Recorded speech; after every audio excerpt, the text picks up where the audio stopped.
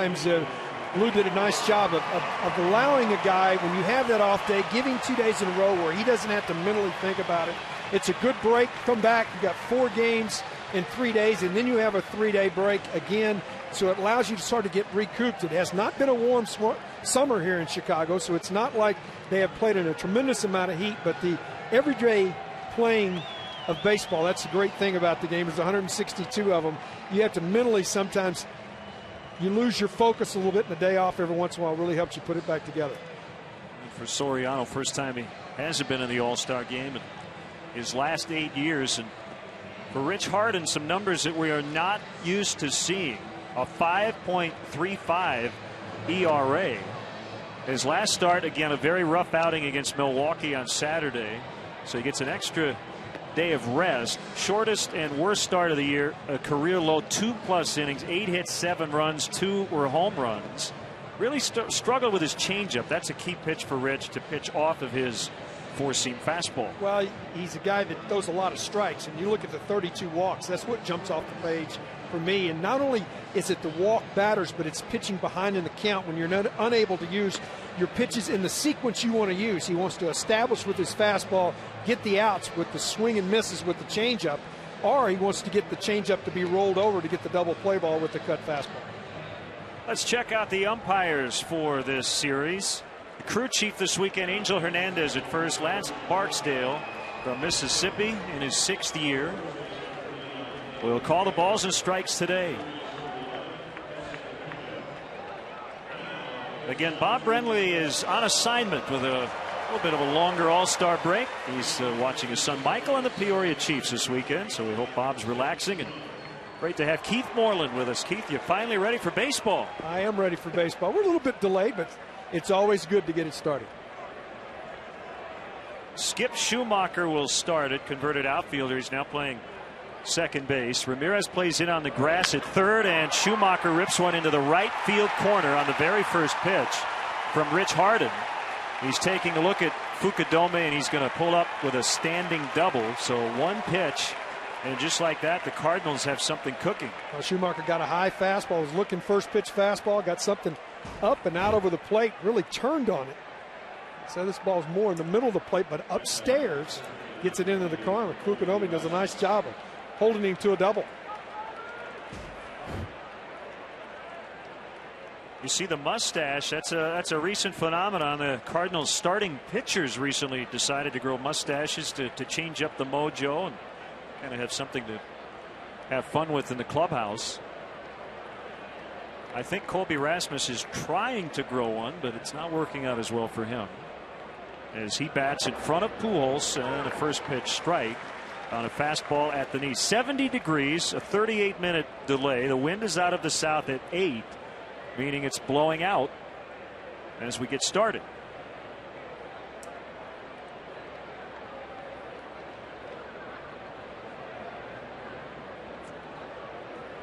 The kick and the 0-1. There's a bunt by Rasmus.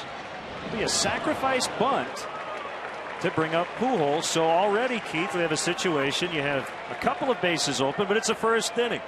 Well, you just look at it, and it's interesting. Tony La Russa understanding how important it was to get a lead, especially with Carpenter on the mound. Both these teams at times have struggled to put runs on the board. You can't bring the infield up here. This is a difficult situation with Pujols coming to the plate. I think you try to stretch the strike zone a little bit right here. If you give up the walk, you give up the walk. They're going to intentionally walk him to start the game. Well, they have already decided, no matter what the situation, with a runner in scoring position and a base open, we are not going to let Albert Pujols beat us. And the other thing with the tricky weather today, I think both managers understand the importance of getting out to an early advantage. Well, you're right, Tim. And we could get 5 and it become official. So it's important to get on the board first. And Lou Piniella saying, I'm not going to let this guy beat us. We had the opportunity to visit with him before the game, and it just doesn't make sense to the type of year that he's having. Just a monster year. Puts a lot of pressure on Ludwig, who's coming to the plate now. 32 intentional walks, leading the league by far. And it's amazing. He's gotten as many opportunities to drive in runs as he has. 31 homers and 83 RBIs, and we haven't even hit the All-Star break. Here's Ryan Ludwig, an All-Star last year, coming in at 241, but he's driven in 47. And the Cubs will try to turn 2 and get out of this first inning. Good changeup for strike 1. Nice pitch, head in the count. Well, you're looking for a double play ball here. Try to change speeds. Hitting's about rhythm and timing. See if you can't get him out on the front foot and roll over the top of one. Ludwig 0 for 6 with a strikeout against Harden. And a fly ball to right as Schumacher's going to tag and easily score. Pujols tagging as well, and he draws a throw behind him, and what a base running maneuver by Albert Pujols. So they not only get the run on the sac fly by Ludwig, I'll tell you, Keith, we've seen so many examples of Albert Pujols helping his team, not just with his bat. I'm talking with his glove, with his arm, and this time with his legs. Well, just an outstanding job of going back, tagging up, watching what Fukudome was going to do with the ball. He was deep enough. No way he was going to get somebody at the plate. Probably would have been better advised to throw that ball straight to second base. He came toward the plate. Throw carried offline. Derek Lee couldn't catch up to it. Move up 90 feet, get into scoring position. Not only get the run in, but another runner in scoring position here. And it's Rick Ankiel playing left. And that's inside on a changeup, ball 1. So the Cardinals strike first. Ankiel with some DL time earlier this year after viciously colliding with the outfield wall in early May. 2-0. Dangerous pitch here. Open base, right-handed hitter Molina behind him. Going to give in here, make a mistake. Slow start with the power numbers for Ankiel compared to last year, and he had a good rip at that one. 92 on the fastball. Fouled back to make it 2-1. Just enough movement at the end of that fastball to not let him square it.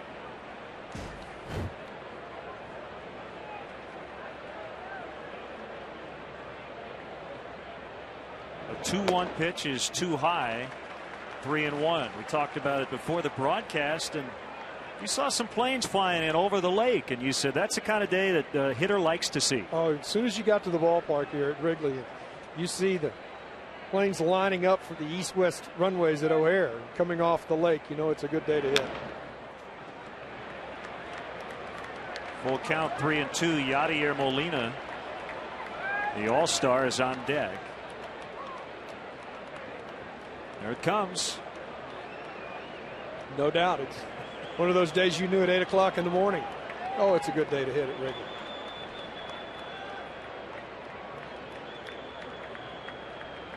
Three-2 to Ankiel. He struck him out on a change to end the inning. But Ludwig with the sac fly gives the Cardinals a 1-0 lead with the Cubs coming.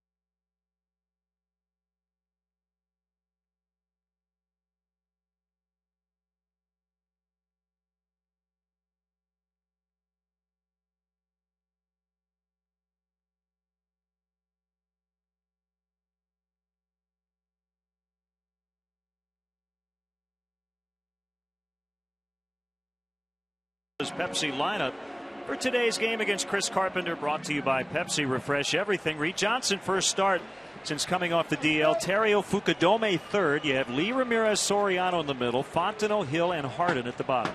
When you look at that lineup, really a lot of the meat of this lineup from 4, 5, and 6, trying to get some people on base against Carpenter, and somebody popped one. And Lou talked about that pregame about we've got to get somebody on and then get some multiple home run games. Here's the first pitch from the right-hander Chris Carpenter. It's taken for a strike. As you see his numbers, he looks for his 7th win. Originally slated to go tomorrow, but Tony La Russa deciding to pitch him on normal rest and move Brad Thompson back to tomorrow as Johnson hooks it foul. With so many things that Carpenter does, I think the thing that's impressive to me, he's a 4-pitch guy. He can do so much. If he has one pitch not working that day, he can use the other ones. That's the type of guy that you can build a staff around and a ball club around, and one of the best pitchers in baseball. 16th career start against the Cubs, has a 2.93 ERA against them. At curveball low and outside. So he's faced the Cubs more than any other team in his career. Reed Johnson had the lower back spasms and was activated on Monday, and this is his first start since. And he's in that leadoff spot against the right-hander. Swing and a miss. When you look at this Cardinal defense, the outfield, pretty much like we've seen most of the year. Infield on the left side, Ryan has really done a nice job. Brendan Ryan, the shortstop, he's come in and solidified that position. Excellent defensive shortstop, converted outfielder, and Schumacher, and then Albert Pujols outstanding at first base. Molina, an all-star behind the plate. Here's Ryan Terrio. And he lines one into center, and it's going to get down as Rasmus kind of got caught in the middle. Whether or not to dive after that ball, Ludwig was backing him up, but if it gets by the center fielder, that's a 2-base hit. Well, maybe 3 bases as well. And early in the game, if you can't get it, you've got to back off. He was able to slow his feet down just enough. Nice piece of hitting from Terrio. Dropped his hands inside, got the barrel on it. Just no way. Rasmus, he made a nice decision. Right there, you could see him make that decision. I had to back off. Kept it in front. Held Terrio to a single. Couple of balls got past Cubs outfielders a couple days ago when we had some rain and you had the wet outfield and the ball didn't come up. One happened to skid past Kosuke Fukudome, so something to watch for today. We didn't get a ton of rain, but just enough to delay the start of the game almost 40 minutes. Carpenter gets over quickly. Pujols gets it to him just in time. And they retire Fukudome. Runner at second for Derek Lee and 2 outs. Well, real nice play by Albert Pujols. Recognized right away, and Carpenter didn't become a spectator. So many times pitchers lose their train of thought, but that drew him to the first base side. What a nice feed from Pujols as he comes over, squares his body, turns, allows Carpenter to really see the ball, find the bag, and get an out. It brings up Derek Lee with Terrio, the tying run at second base. Not too many guys hit Chris Carpenter like Derek Lee has at a .325 clip in his major league career, covering 40 at bats. Hitless over his last 2 games, but on the homestand, 4 homers and 12 RBIs, 7 coming in 1 game. A fly ball off to the right, and this one's going to find the seats. He's a professional hitter, and he does a great job when he gets hot at this time of the year.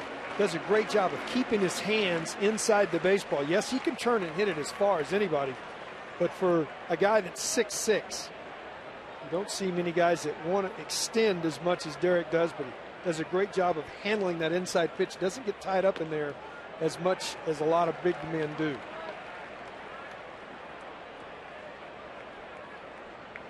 Two and one on Lee. You see the shortstop Ryan is in the outfield grass. The pitch. Fastball strike. 2-2. Caught Derek looking for something else. Painted a fastball. You've got to be really confident in your arm to play where Brendan Ryan is playing shortstop, because Derek Lee runs okay, gets down the line okay. And a ground ball pulled to Joe Thurston, who scoops it up, and that gets Carpenter out of the first inning. The Cubs get a hit, but no runs. We've completed one from Wrigley. It's 1-0 Cardinals.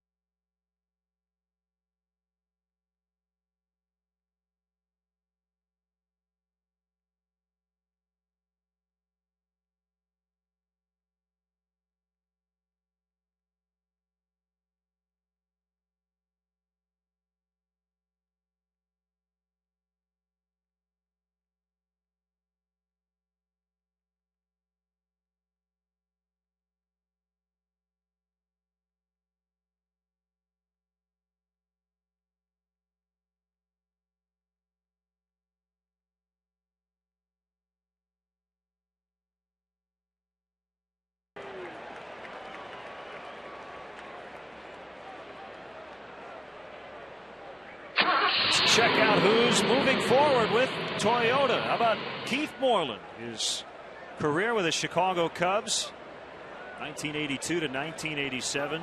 12 years in all in the major leagues. A World Series ring with Philadelphia in 1980. As we mentioned off the top, 364 career average in the postseason.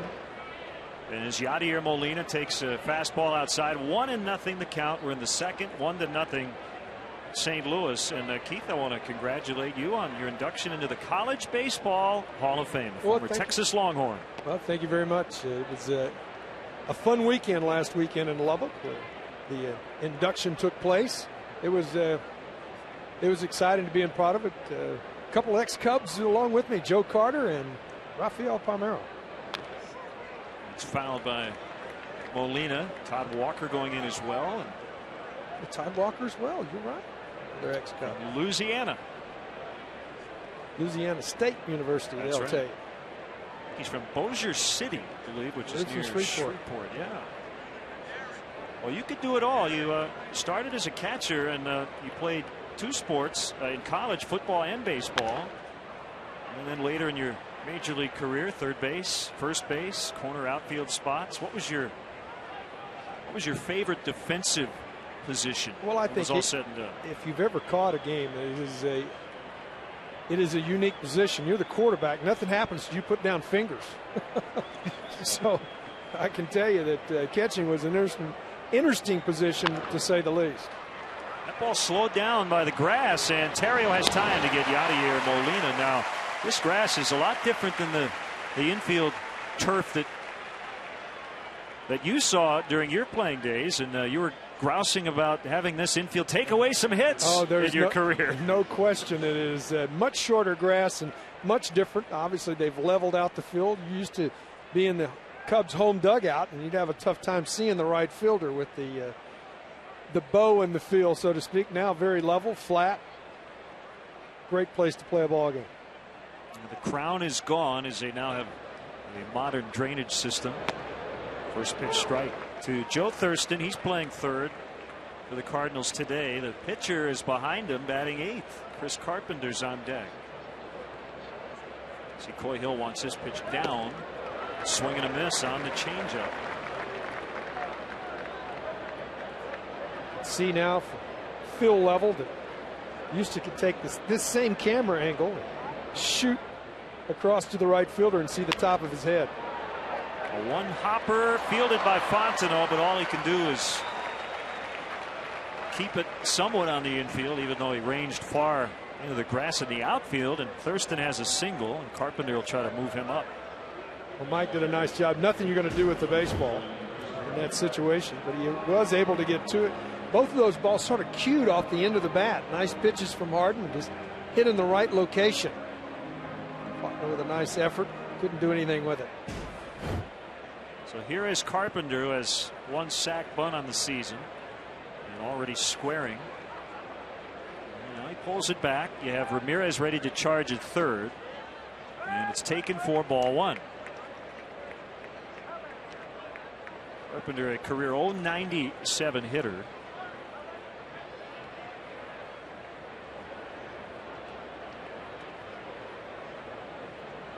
Late afternoon start tomorrow, and then a day-nighter on Sunday. Makeup game early. We'll have it for you at noon here on WGN. The pitch, bunted, foul. I guess the reason you hit Tony La Russa making this decision, the reason you hit your pitcher 8th in this scenario may be very well for this particular spot, because if he was hitting 9th, you obviously would have a hitter swinging the bat here with a man on first and one out, and then the pitcher due next. So it worked out perfectly in the scenario this time, where you could try to get a runner into scoring position with 2 outs. And also Pujols kind of becomes the cleanup man the second time around, with 3 position players now in front of him. 1 and 2. We'll see if they still ask Carpenter to bunt with 2 strikes. Well, I believe that most of the time you're going to take a shot at trying to move him up, and if he strikes out here, he strikes out trying to bunt his way on. He is bunting, and he's out. It's a strikeout on the foul bunt. 2 for Harden. Tomorrow is 7-Eleven Day here at Wrigley Field as the Cubs host the Cardinals at 3:10. Throughout the game, great prizes will be awarded to lucky fans and random seats, compliments of 7-Eleven. Oh, thank heaven.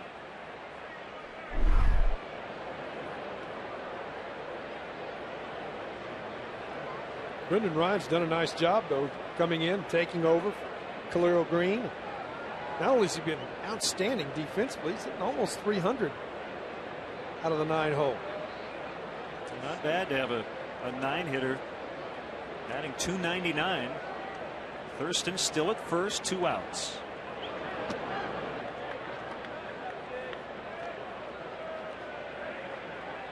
Second place Brewers are hosting the Dodgers this weekend, so they'll play later tonight.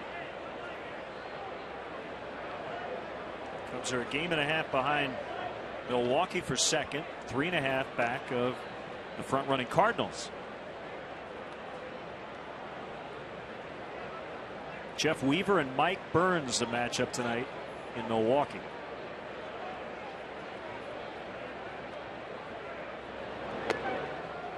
Dodger team that's been very consistent, even without Manny Ramirez most of the season.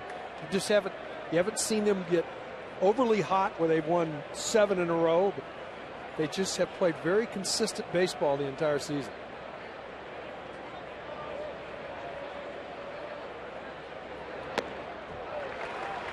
With a high heat and couldn't get it. 2-1. I just think we're in an era now with so much parity around baseball. The trade deadline becomes pretty tricky, because there are some teams in the past who would have been in the selling mode who are not yet there because of the wild card, and a lot of teams bunched together. Fukudome comes over near the line, and it hits the ledge and bounces out of play. Well, any ball down the right field line here at Wrigley, those folks that are in the ballpark have seen it before. When you have a southerly breeze, that ball's always going to come back to the field of play, and you can never give up on it. Fukudome understanding that. It's the wall pretty firm. Uses his right foot to sort of shield the blow off of his shoulder. Scariest ball here for a right fielder, though, is that ball right down the line like that, because the wind blowing out will bring it back to the field to play. Sure, you were very familiar with all the nooks and crannies down there. Both those corners, as that pitch was just outside. 3-2.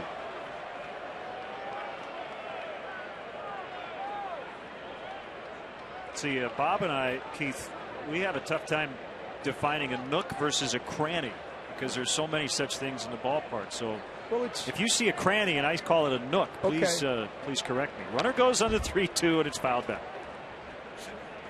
You know, it's asymmetrical, let's put it that way. It is.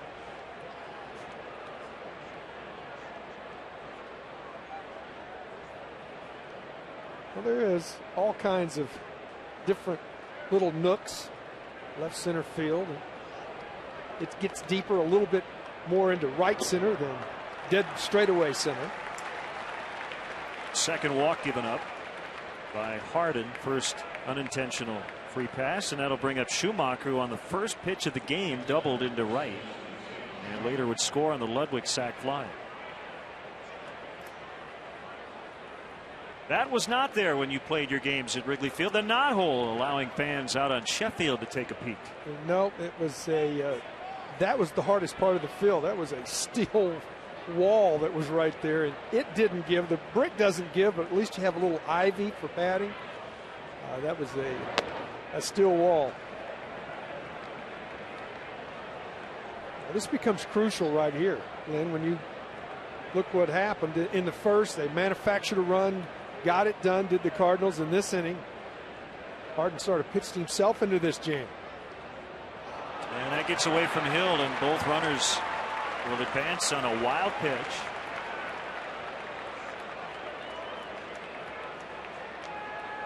And this is not a spot where you think about an intentional walk, because you don't want to get too close to Albert, who right now is in the hole and would be on deck if Schumacher gets on. You got to be dangerous to this pitch. Schumacher's already turned on a fastball you elevated to open the ball game. You almost got to challenge him here. I think you go off speed, try to get him out on his front foot.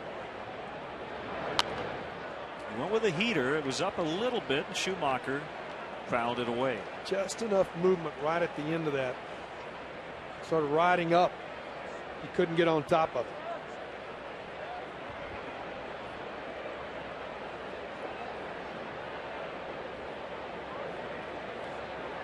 Every game has big at bats. This may be one of the biggest of the game for the Cubs right here. That's a strike. That was a changeup, 2-2. Well, I would agree. This spot of the order, I don't want to mess around at all. Carpenter, an outstanding pitcher's already got a 1-0 lead. Now they got a chance with a base hit to separate themselves to 3. That becomes a giant deficit here early in the ballgame. The 2-2. And he's still alive. Well, that's a key pitch right there, Keith, because his changeup we've seen at 84. That one was at 87. And when Rich is really on, he has a lot of variance in not only his changeup but his fastball. And when he struggled this year, that fastball stayed pretty much at the same velocity, and same for the changeup. Yep. Rhythm and timing. That's what you're trying to disrupt as a pitcher. Another 2-2, and he struck him out. Little extra mustard on that fastball at 95 to get out of the inning. They leave 2. Cardinals lead to 1-0.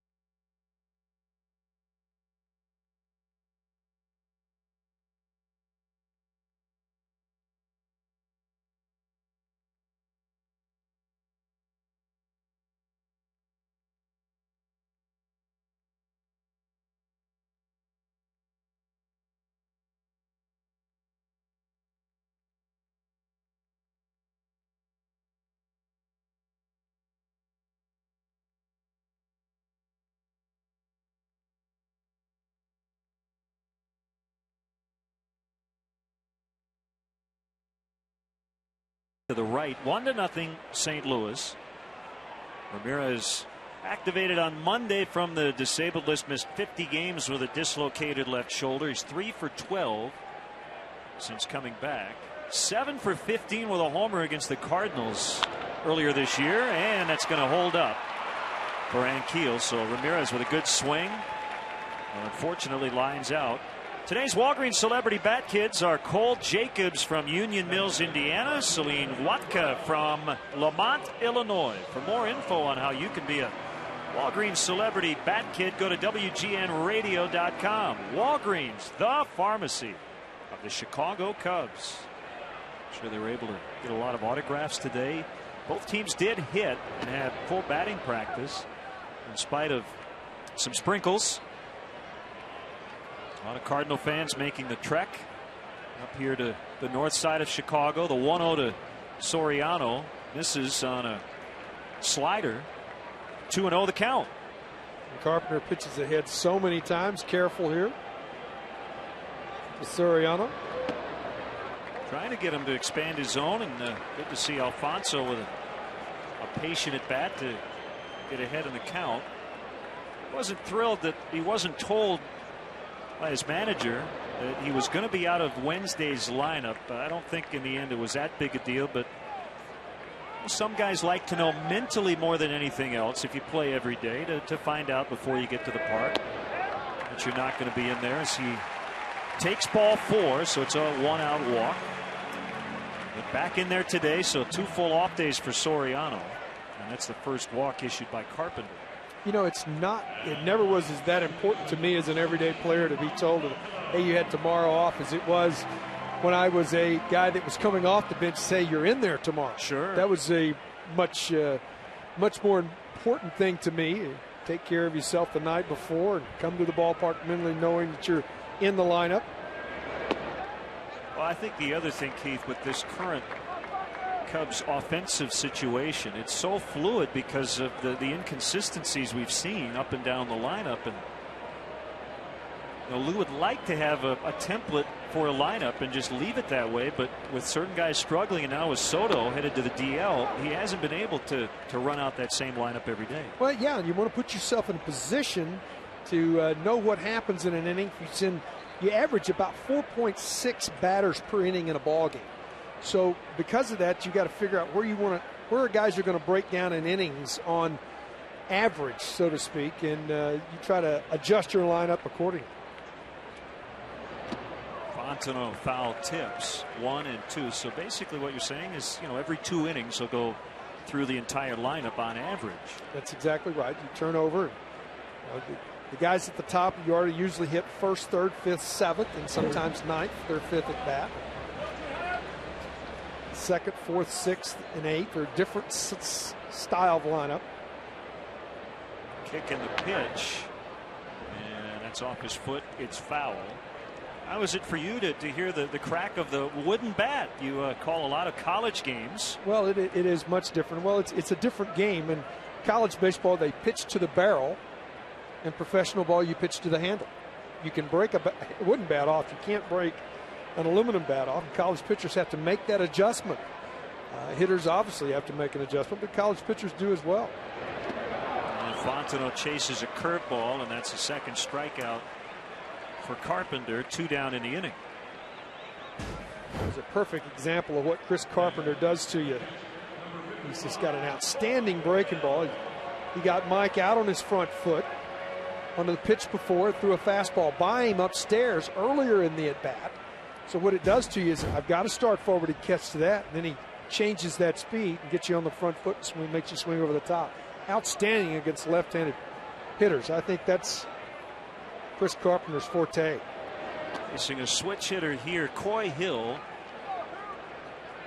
So in there today, probably tomorrow, and then we'll see what the Cubs do in terms of their roster move with Giovanni Soto headed to the DL with the oblique strain. You have Jake Fox as a backup catcher today. Swing and a miss. In terms of AAA, Mark Johnson with previous major league time, but he's on the 7-day disabled list. Steve Clevenger and Chris Robinson also catchers at Iowa. So we'll see what the Cubs decide to do this weekend. Jake, of course, he wants to get in the lineup any way he can, and he's happy to catch. Great you know the drill. You're looking for a position if you're Jake Fox. Get me in the lineup. You know, I had 5 gloves when I came to the ballpark. All I wanted to do is be in the lineup. That's exactly what Jake Fox wants himself. And Hill swings and misses, so Carpenter seems to be settling in. He walked Soriano, but doesn't give up a run. It's 1-0 St. Louis.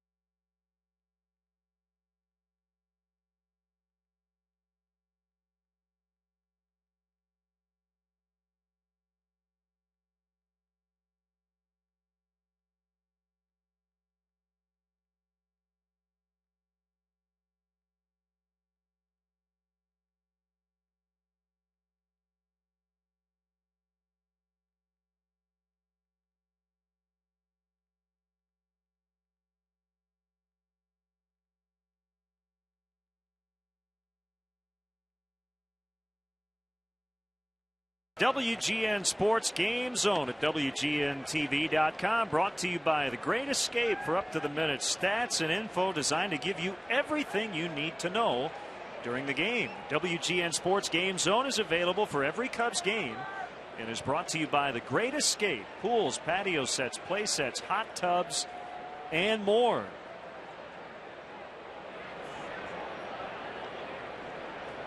Third inning. Rasmus, Pujols, and Ludwig for the Cardinals against Rich Harden.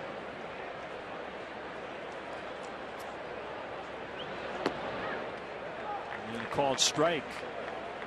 Mark DeRosa is back again here at Wrigley Field. Last time we saw him was with Cleveland. Since traded, he was 0 for 9 with the Cardinals before going to the DL with a left wrist strain. And they're not quite sure how much time he's going to miss, but he is going to miss another rematch with Ted Lilly. He hit 2 homers off Ted in spring training and was very much looking forward to facing him, but had the hip injury with Cleveland and now the wrist injury with the Cardinals. Lee can't get it. It's into right. And Rasmus in front of Pujols is on with a leadoff single. A nice piece of hitting there from Rasmus. Harden elevates again, gets it by a diving Derek Lee into right field. This ball again just above the waist. Tough customer coming to the plate here. Last time up in the first inning, they intentionally walked him with a runner at third and 1 out. Change up off the plate outside. 1-0. Pujols with 350 career home runs. First player ever to start his career with 9 straight 30-homer campaigns. Outstanding base runner to go along with a great offensive player. Great plate coverage. And Harden doesn't even throw the pitch. His time was called by the home plate umpire Lance Barksdale. Late, Pujols asks for it, receives it. Hardman had started about the same time that Pujols raised his hand. Late swing and he fouled it back. He was fooled, but he got a piece of it. 1-2. This pitch had him out, rhythm and timing, had him out on his front foot, tried to keep his hands back, and just couldn't get on top of it. Pulls that ball into left. That'll send Rasmus around at least to third. Jose Oquendo's going to send him as Soriano has trouble with it in the corner, and Pujols on his way to third, and he'll stand there, and it's 2-0 Cardinals. Well, after the changeup away, where he made an outstanding pitch, Pujols was able to fight it off. Tries to come back inside to Albert, gets it into the corner. Upstairs, stops everything, drops the head on it, hands come down and through the ball, into the corner, drives in a run, and then Alfonso can't pick it up. He has to go back for it twice, and Pujols, we just talked about, a great base runner, advances to third base. Haven't heard the official scoring at this point. A triple, an RBI, 84 on the year for Albert Pujols. Ludwig pokes that ball into center, and it's 3-0. He has 2 RBIs. And this is that inning you talked about before the ball game today, Keith, as Larry Rothschild's going to head out. Rich, for whatever reason, most of his struggles in the big innings have come very early in a ball game. It's either in late into the second or into the third that he has had trouble. He has missed upstairs. When he's gotten trouble, he's elevated the ball. It's exactly what's happened in this inning, as he got a ball up to Rasmus, and then with a 1-2 count to Pujols, he's trying to come off the plate with the fastball in. Got it up over the middle of the plate. The best pitch of the inning was the Ludwig single to center there. That was a pretty good job of hitting on that base hit. Still, 3 consecutive knocks and 2 runs across here in the top of the third. He's also, for whatever reason, had a really tough time at home. A 7.65 ERA at Wrigley Field. Under 260 on the road. So here's Rick Ankiel, 3 straight hits and 2 runs. Inside ball 1. Ludwig now at first. Pujols with an RBI triple and a run in this inning.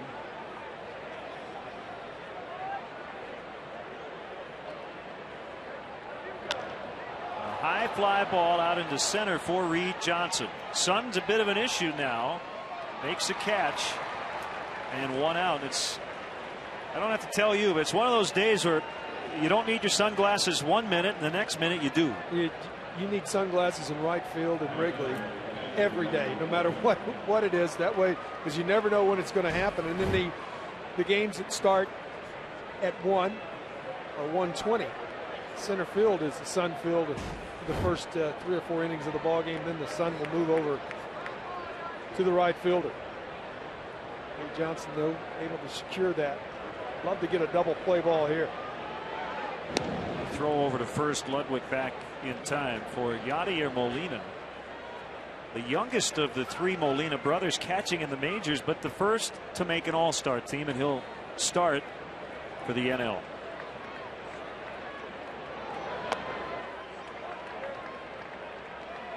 One ball, no strikes.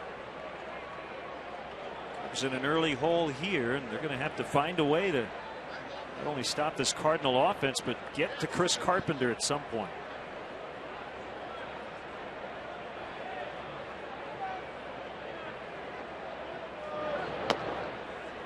That's a strike.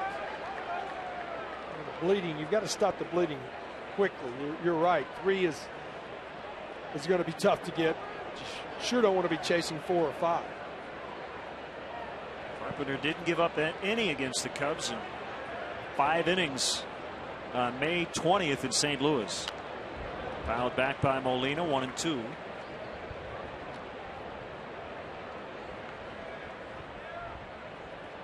Cardinals usually win when Chris Carpenter starts. They're 74-35 in games he has started as a member of the Cardinals. That's phenomenal. It's around 750 baseball. Swing and a miss. Strike 3. 2 outs.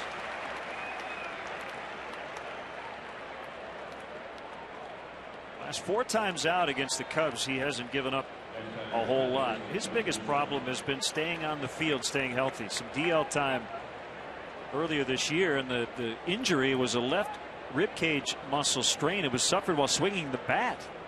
Had nothing to do with his pitching.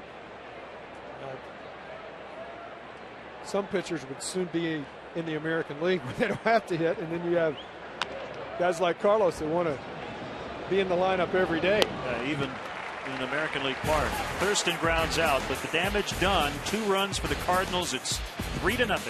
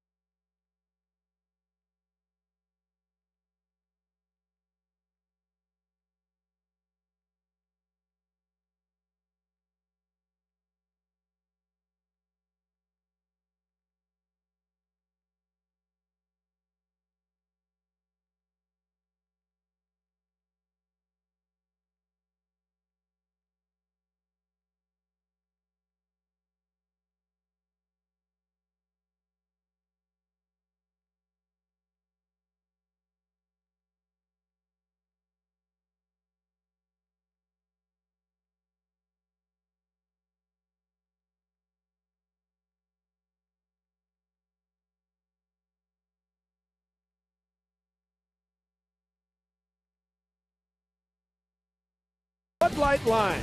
Drinkability of Bud Light with the refreshing taste of lime. 3-0 here as we go to the bottom of the 3rd inning. Rich Harden will lead it off. It's the voice of Keith Moreland filling in for Bob Brenly this weekend. Cubs on the comeback trail here, hopefully. Down 3. First at bat for Harden. And then back to the top, Johnson and Terrio. Sun is out. Wind still blowing out. We had a rain delay before the first pitch of 38 minutes. And Rich Harden's done a nice job at the plate this year. That's his 6th hit, 22 at bats. Well, he looked like he knew what he was doing right there. Got ahead in the count. 1-0, got a fastball. Laced it back up the middle, looking into the dugout to the offensive players and say, hey, this is easy. Every pitcher does it that gets a base hit. They look over and say, hey, it's not that tough. Who was the best hitting pitcher in your time with the Cubs? Rick Sutcliffe. That's no question. The best hitting pitcher was Donnie Robinson. Rick Roden was pretty good. Both of them with the Pirates as well. It's fouled away by Johnson. 1 strike. Reed struck out in the first. Well, it's a kind of day with the wind blowing out. And as we mentioned, in the middle of the order, Lee, Ramirez, Soriano, get them on. And you might need a couple 3-run homers today. It'd be tough to bunch a lot of hits together against Carpenter. But pitchers do make mistakes, even the best. He has not been terrifically sharp with his breaking ball today. He's still He's still Chris Carpenter, so you start with that. He does have all 4 pitches, but his good overhand curveball has at times been outside the zone. He's ahead 1-2. Carpenter won the Cy Young in 05, an All-Star twice. He was an All-State baseball and hockey player in high school in New Hampshire. Born in Exeter, New Hampshire. First round pick of the Blue Jays in 1993. Ground ball wide of third. That's foul. For those who don't know, you spend some time with the Cubs in Mesa, Arizona during spring training. You were there for about a week and get a chance to help instruct the club early on when the roster's pretty big. And you also get an opportunity to meet some of the guys and see what they're thinking and what their offensive ideas are. A couple of your former teammates managing or have managed in the Cubs system. Jody Davis, the catching coordinator, but had been managing. And Ryan Sandberg is just finishing up a suspension. I don't know if you saw it. He bumped an umpire, and I think he's been tossed 6 or 7 times this year. Well, it's the first time Rhino said anything. What a great player. Good guy. He's managing at Double-A Tennessee. 2-2 to Johnson. I love the story in talking about the '84 season. He didn't even know what a magic number was. Yeah, we all knew though right away. I rode into the ballpark with him most of 1982, and he was like 0 for 19 to start the season in his career, and I kept saying, "You're going to make this game look easy. Just hang in there. It'll come." It didn't take long for it to come. In the air. And this is deep, and it's going to be caught, however, by Rasmus. Again, the wind is going to push everything back out toward the warning track. 1 out. Reed just had to reach. He really didn't get his body behind that to drive for it. Ball was out over the plate from him. Got it into the air, squared it up. Not enough breeze today to get it out in the deepest part of the ballpark.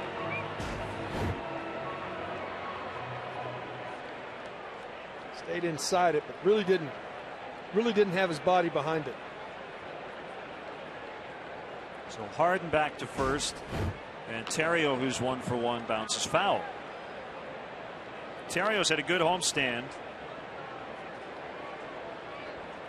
Came in at 345 on the homestand to this point. Cubs 4-3 as they won 3 out of 4 against Milwaukee, but then dropped 2 of 3 to the Atlanta Braves.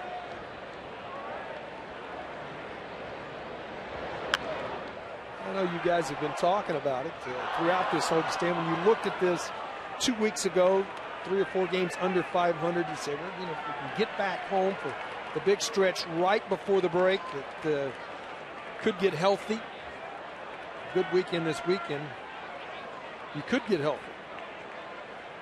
In terms of literal health, and that's a base hit in the right. Harden's going to stop at second. It gets past Ludwig, but not allowing Rich to advance another base. 2 on with 1 out. In terms of literal health, you get Ramirez back at the beginning of this week, but since then Ryan Dempster and Giovanni Soto have gone down. So it's just been like the hamster and the treadmill. You just feel like you're spinning your wheels here in terms of this roster. You know that there's not many band-aids left in that training room as you keep having to put one on the other, and so many freak things. Giovanni just taking batting practice, tweaks an oblique. Ryan jumping the fence, breaks his toe. But you can't blame it on that. As Lou talked about before the game. Well, nobody feels sorry for you, that's for sure, and it tests your depth, and we've seen a lot of young players come up from Iowa and do very well, including Randy Wells. Got a chance when Carlos Zambrano was hurt. Randy now a big part of the rotation. The 1-0 to Fukudome, drive to left, and Keel now going back on it on the warning track. Had to reach up and make a nice catch. Harden tagging, and he'll slide in safely at third. On the second out of the inning. That ball again kept carrying for Fukudome, and a nice catch by Ankiel, who's normally a center fielder but playing left with Rasmussen center. Well, the ball moved a little bit on him right at the end. He made a nice play to have to reach back over his head. He didn't realize the ball was going to carry as far as it did, and he had to reach back, tagging at second base. Nice athletic play. Not really sure that the slide was all that great as he bounced his left knee right off that bat. 2 on for Lee. Here's a pitch. Able to hold up. And a good block by Molina.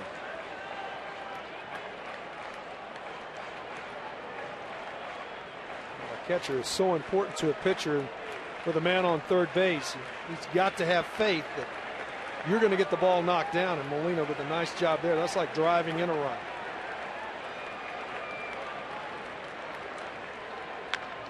Deep drive for Lee the other way. Ludwig back on the track. Gone! A tie game. There you go. You get him on, you get him in with the power in the middle, and that's now 15 RBIs on the homestand and 5 homers for Derek Lee. Well, the missed breaking ball set it up. Carpenter fell behind. If you'll go back to the previous at bat, Lee ahead 2-1, took a fastball right down the middle, thinking he was going to get something different this time. Was setting all over fastball. How far did it fly? 379 feet the other way for Derek Lee. Southwest, how far did it fly? It got out. And a big blow as the Cubs tie it up. 17th homer for Derek. Ramirez pops into right, and this will be Ludwig hauling it in to end the inning. Harden started the rally with a hit, and it was finished by Derek Lee. Back to even at 3.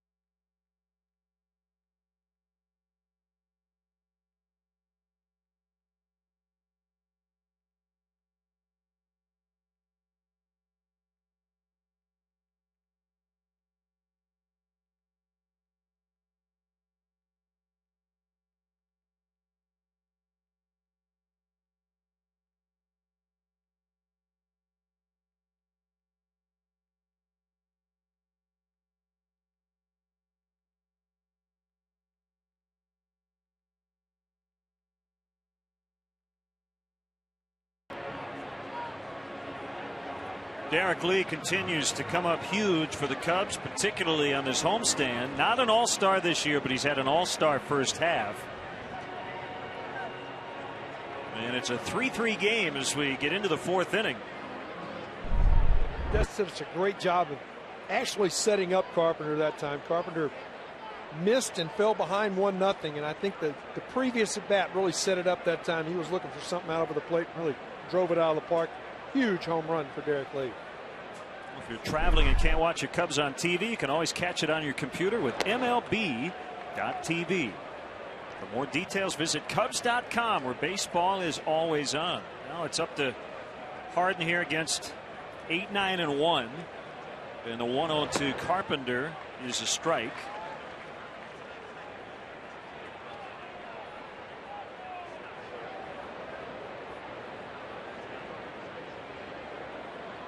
Rich gets a sign from Coy Hill, and the pitch. Carpenter late on the fastball, 1-2. Ryan to follow, and then Schumacher for the visitors. 3-run homer also answered the inning, and the Cardinals got a couple in the top.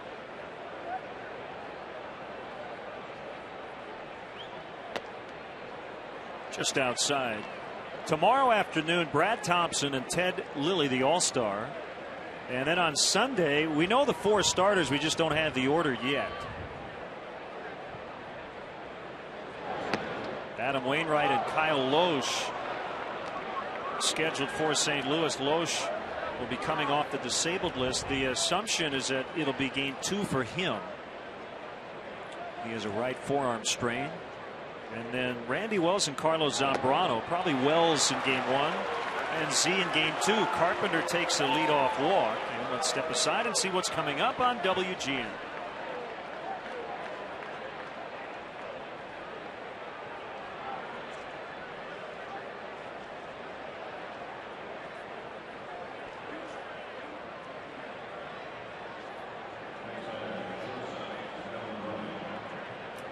Back here at Wrigley Field and looking at the Cubs game notes, Randy Wells is listed in game 1 and Zambrano game 2, so he's coming back on normal rest after filling in for Ryan Dempster on short rest Tuesday night. Boy, Keith, this is that inning now where Rich has to find a way to make up for walking the pitcher to lead it off. It's not what he wanted to do. Not with the top of the order, who's been outstanding. All 3 runs, 3 base hits out of the top 3 spots in the order. 1-1 on the 9-hitter Ryan, who walked in his first plate appearance in the second.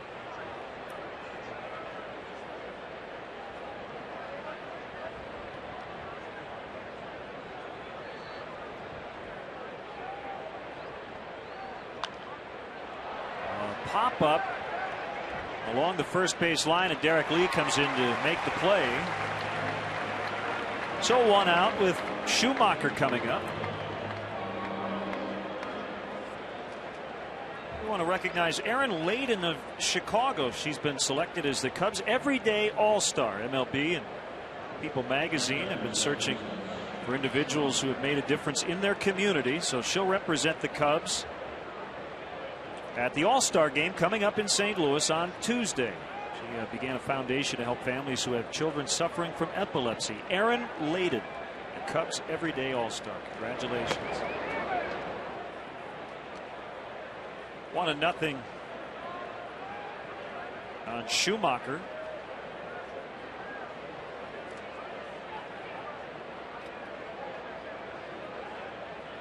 Pitch. Johnson out in center. 2 down. Rich with a nice pitch there and got in on his hands. A chance to maybe get out of a leadoff walk, especially to the pitcher to start an inning. Fans on the rooftops. Some are paying attention, some are just having a good time. Those rooftops look a lot different than they did when I first came to this city of Chicago.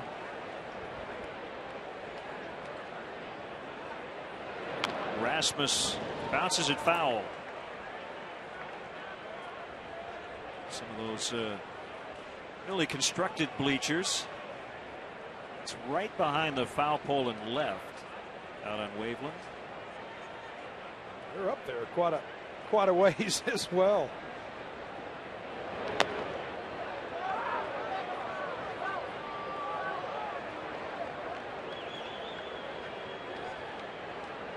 One and one on Rasmus. Pujols lurking on deck, 2 outs. The pitcher Carpenter's at first. Derek Lee's playing behind him. 2-1.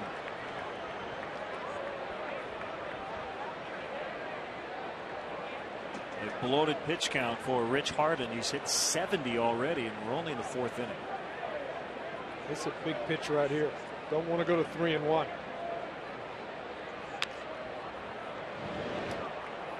Well, we are email accessible.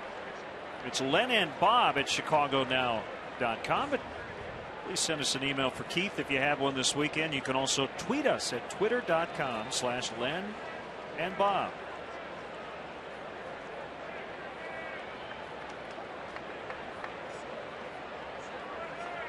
2-2 pitch. He's run it full. Carpenter will get a head start with action.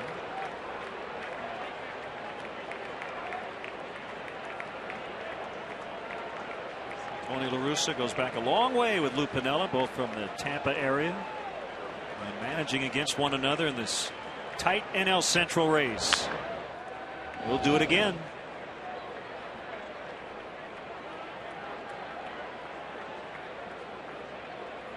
Well, I'd venture to guess that this, the 72nd pitch for Rich, will be a big one right here. Brings an out here big time. If he can't get Rasmus, we would not be surprised to see some action in the Cubs pen. Quiet at the moment. Another 3-2 and another foul. Well, with the day-night doubleheader on Sunday, you'd like to get a nice deep outing for Harden, even though the bullpen was rested with the off day yesterday. Cardinals pen rested because Joel Pinheiro went the distance in Milwaukee.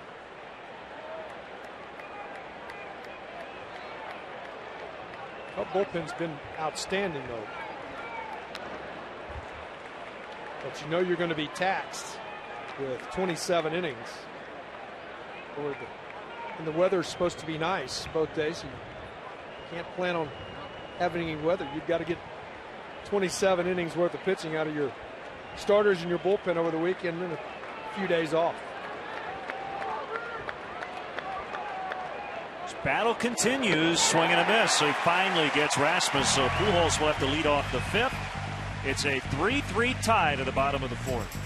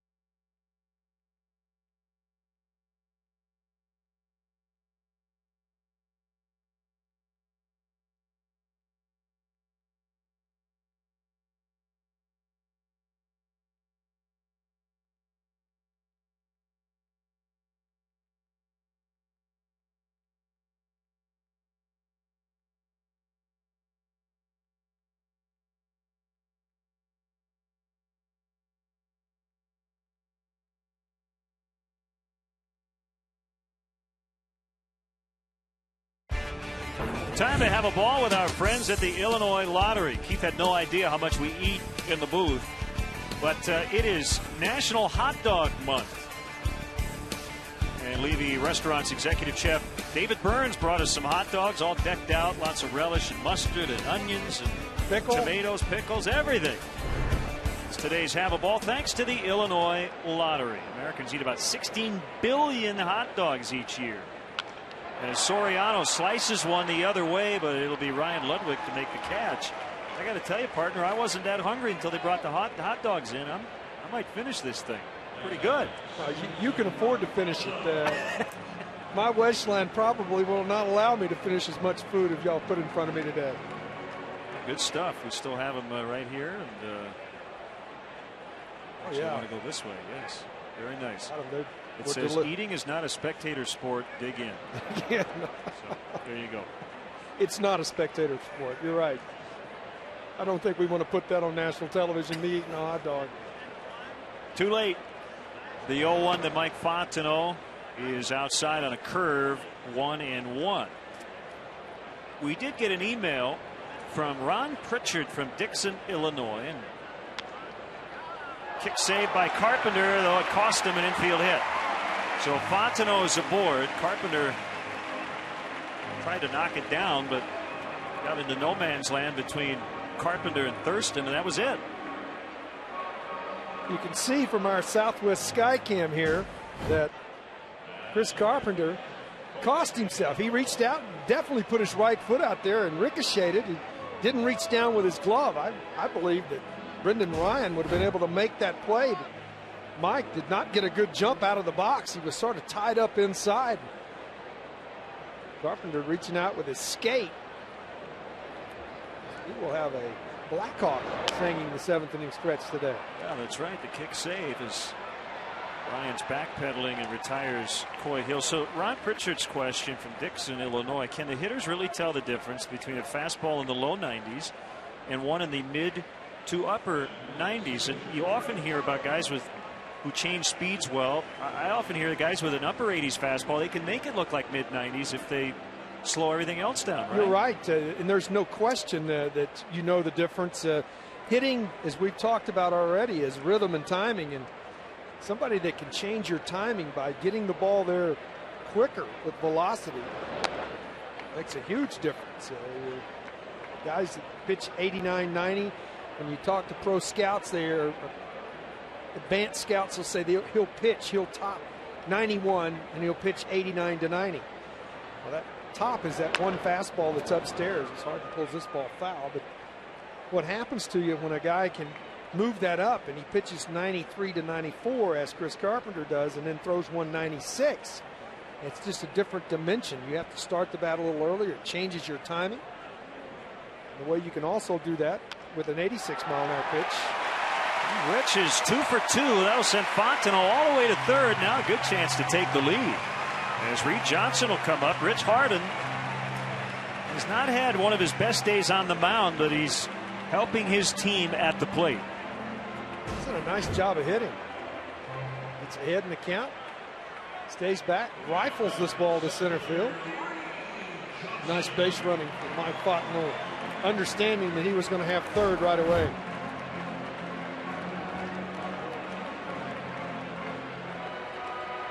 Two hits in the inning. And now 6 on the day.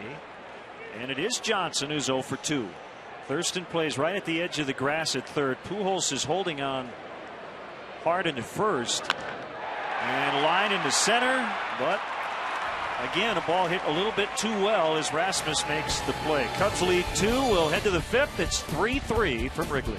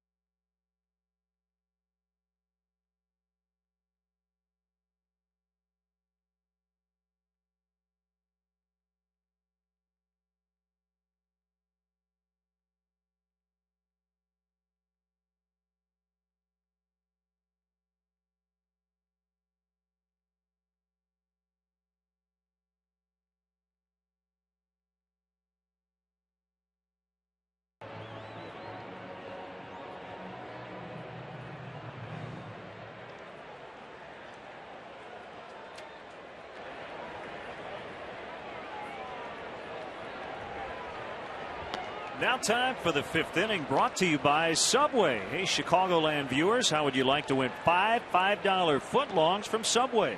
Just be the 500th texter to text Subway to 97999. Go to WGNTV.com for complete info and rules. So Pujols leads off the 5th in a 3-3 tie, game 1 of 4. Big series here. Every game's basically 2 games in the standings.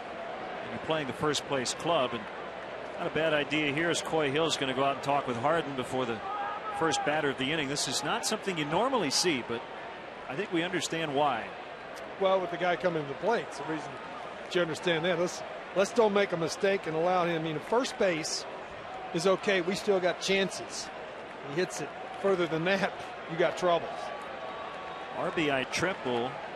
The one time he was allowed to swing the bat, that was in the 3rd inning. Here we go. Harden against Pujols, swing and a miss. Pulled the string and got him to miss it. Got that back foot right on the back line. High fly to center. Johnson is back on it. He's starting to run out of room, and it's into the basket. Just over the yellow line. That's a homer. Number 351 for Albert Pujols. And again, he understands the day, Keith. Get it up in the jet stream. That's exactly right. It just didn't look like he got enough of it, but how strong is Albert Pujols? Strong enough to get it into the basket just over the top of the 400-foot sign.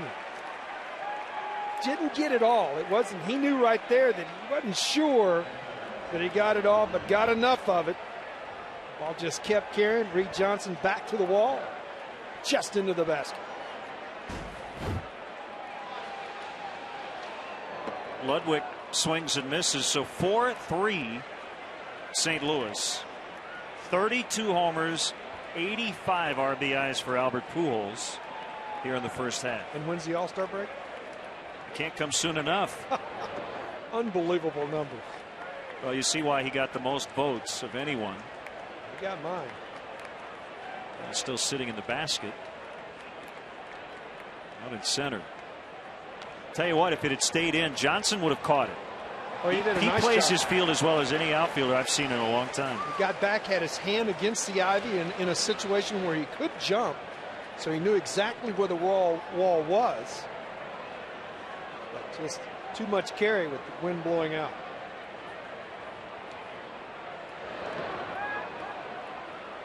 Some of the great catches in this ballpark are not just on the field, but in the stands as well. Don't lean forward, though. Oh, he was excited. Right hand. Must be a left-handed thrower. Braced himself with the left hand, looking up at our booth. Yeah, we got a shot of it, sir. Nice play. In the dirt, 3-2.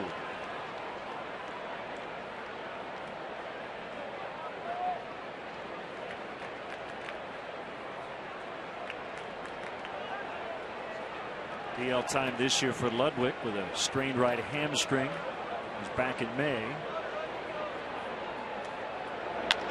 And he drives one the other way for his second hit. He's had a really good day, and he's been hot lately. He's 2 for 2 this afternoon with a sac fly and 2 knocked in. You can see him grow as a hitter. In the last 18 months, he used to be a very much pull hitter early in his career. Now late in at bats, as he went 3-2 there, you can see didn't try to do too much with it, even though he's hitting behind Albert. Just goes the other way. Bullpen gets active for the Cubs. Samardzija is up as Ankiel takes it inside. Ball 1.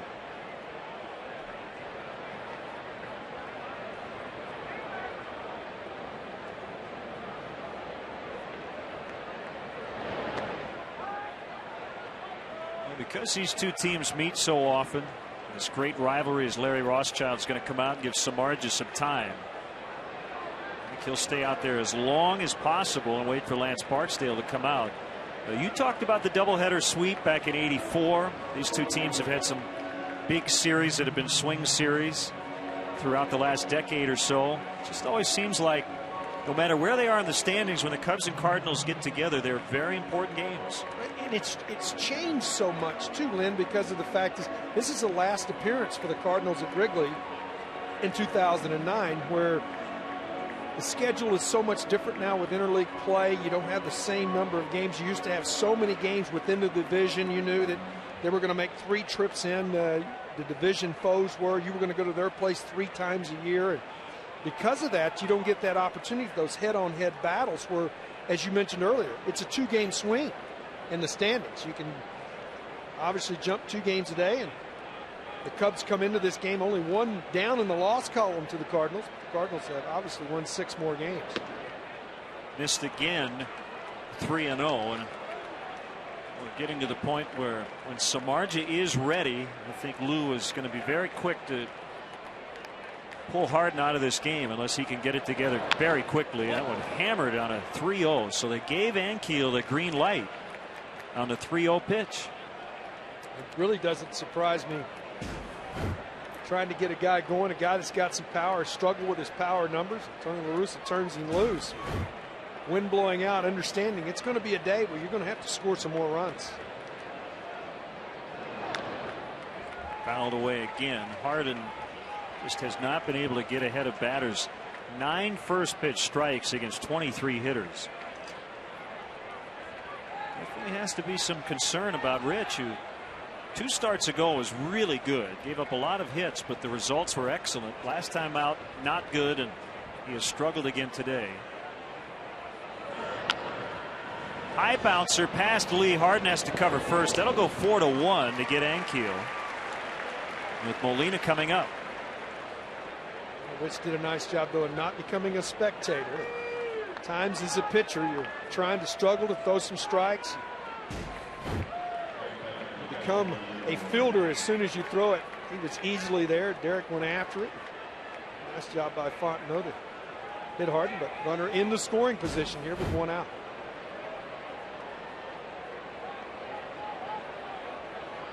So here's Molina with an RBI opportunity. Molina has become an offensive force, struggled early on at the dish in his career, but he's not known just as a defensive catcher anymore. His stance has changed too. I think it's one of the other things. He's opened himself up a little bit at the plate, allowed himself to wait on the ball longer. Fukudome going back on it, still going back, makes a running catch. Ludwig was halfway to third. He'll have to retreat to second. That's a beauty by Kosuke Fukudome. Saved a run. 2 down. He just does an outstanding job of getting a jump. And as a corner outfielder, you see a ball that heads into a gap, you're going to get to it with your first step. Not only your speed, but it's what you do in your first step. Molina quite upset with it. He thought he had an RBI double. Fukudome takes it away from him. That is a big play. You and I both keep scoring. Doing ball games, I always look back. I look back at the second inning when Harden got out of that with a star, and you can hang a star on that one. You get out of this inning just giving up 1. That could be a big play in the ball game. No doubt. Here's Thurston. Still not out of it. 1 ball, no strikes. Thurston, a former top prospect at second base in the Dodger organization.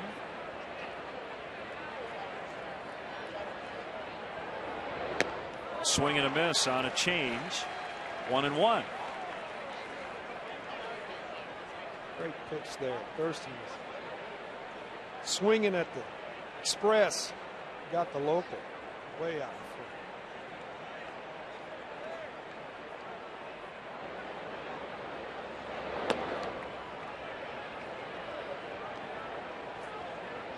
To be heating up here at the ballpark.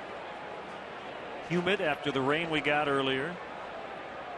70 degrees when we started. It's a lot warmer than that now.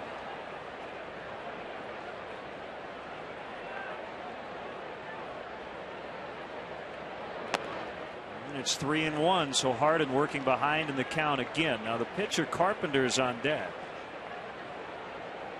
I would not be surprised if they'll just intentionally walk him here. That's exactly what's going to happen.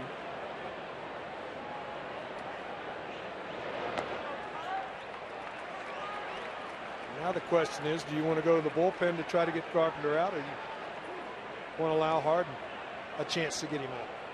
Well, they're going to give Rich a chance here. If Carpenter gets on, there's no doubt that'll be it for Harden, as Jose Oquendo, very quick word for Carpenter.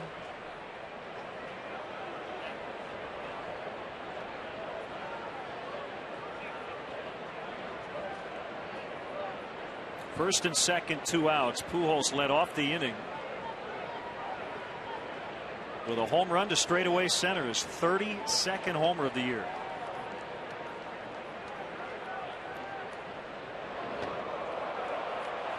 That missed badly, 1-0.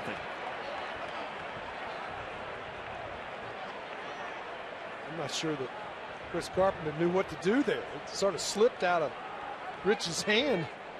He sort of went forward. He almost moved his head right into the baseball. So even if he gets out of this inning, I think that's going to be it for him. He's nearing 100 pitches on the afternoon. Outside, 2-0.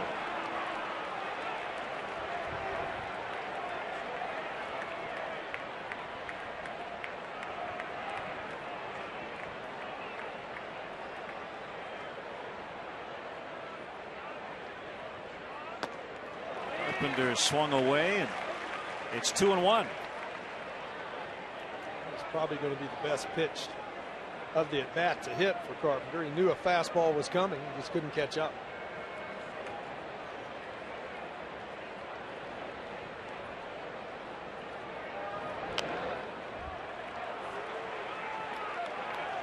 I think Rich is going to leave any in the tank here, understanding the situation with the bullpen up. He has continued to struggle in the strike throwing department, and he's now over 100 pitches.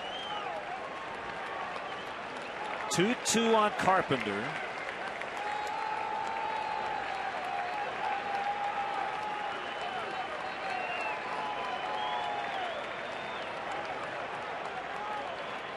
Here it is, and he struck him out to end the threat, but Pujols led it off with a go-ahead home run. It's now 4-3 St. Louis.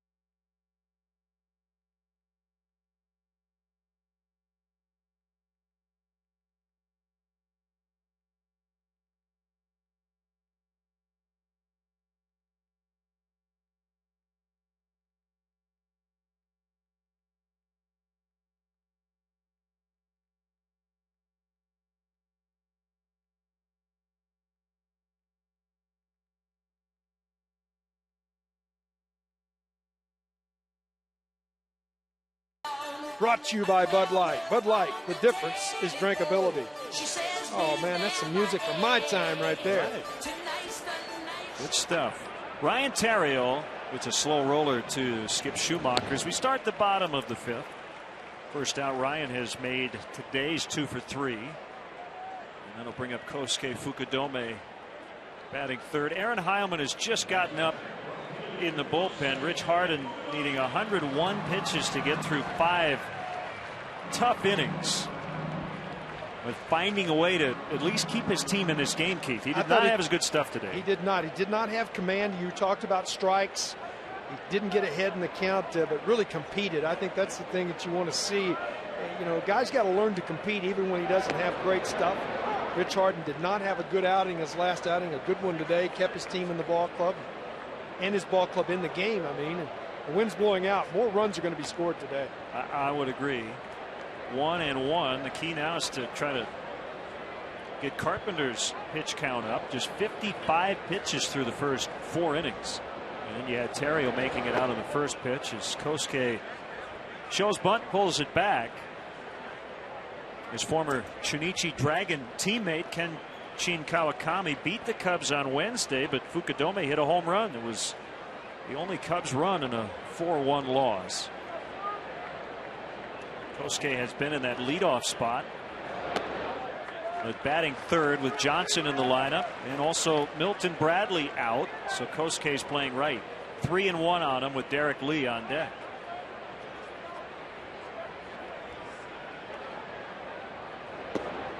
Strike 2, and it's full. He made a real nice catch to keep this a 4-3 ball game in the top of the inning. Love to get on here and get the meat to the plate. And it's caught by Carpenter, so Kosuke lines out to the pitcher. A nice play by Carpenter. Well, Carpenter had a skate save that gave up a base hit. This time he takes one away, reaches out, catches it right off of the thumb. I'm sure that didn't feel good. Caught him down a little bit on the thumb, but able to secure it. 2 quick outs. That was a curveball. Got away from Carpenter. Fans didn't like that it was near Lee after the home run, but no harm, no foul. The 1-0. Now it's 2-0. Derek's wife Christina, along with Kevin Gregg and his wife Nicole, served dinner last night at the Lincoln Park Community Shelter on Fullerton. The shelter serves meals and has a safe living space for guests. Great to see the Cubs and the Cubs' wives involved in the Lakeview and Chicago community.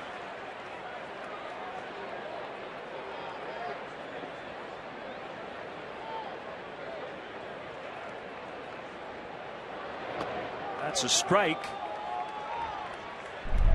Cubs players, and again, and their wives don't get nearly enough credit for the work they do throughout the community. Guys don't seek out that spotlight. Well, you always feel as a player that you want to give back. A lot of folks are supporting you day in and day out here at Wrigley. A lot of opportunities to give back here in Chicago as Lee takes the walk. That keeps the inning alive for Ramos, who has lined out to left and fly to right. Second walk issued by Carpenter. It's only a 4-3 deficit. Cardinals have had many more chances than the Cubs, but that big 3-run homer by Derek Lee got them back in the ballgame.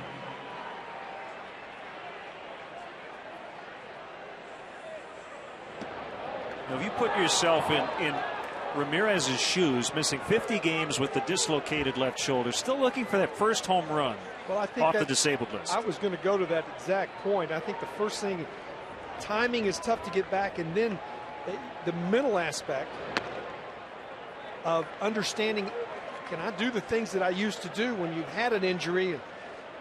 Is it secure? Is everything going to be all right if I turn this thing loose? I think it'll take a while. I'm not sure that's going to happen in that first week to 10 days when you come back, that you're going to feel as comfortable as you will in the second half of the season. He's a very good summertime hitter. You look at his numbers throughout his career. When it gets hot, his numbers start to expand. I think after the break, you'll start see Ramirez get back into the flow of things, especially in the power department.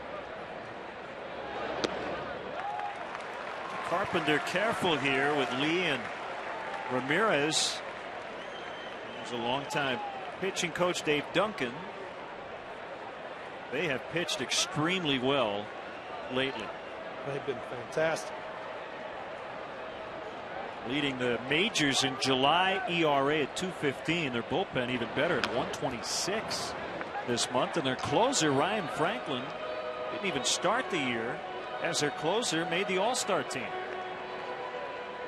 We're going to get Kyle Loesch back on Sunday.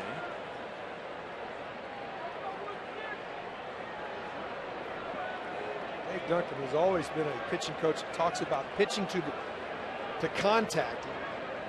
He wants to see his pitchers not use as many pitches. That'll be a base hit. Lee was moving with the pitch, so he'll easily get around to third. So a 2-out rally starting with the walk to Lee. Now the single by Aramis. And another guy coming up who hasn't been hitting for power lately, and that's Alfonso Soriano. Soriano gets it going, though. He can put a whole ball club right on his back.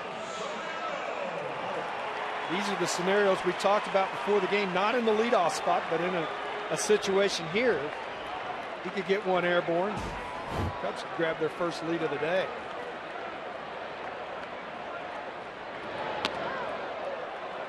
Breaking ball was inside.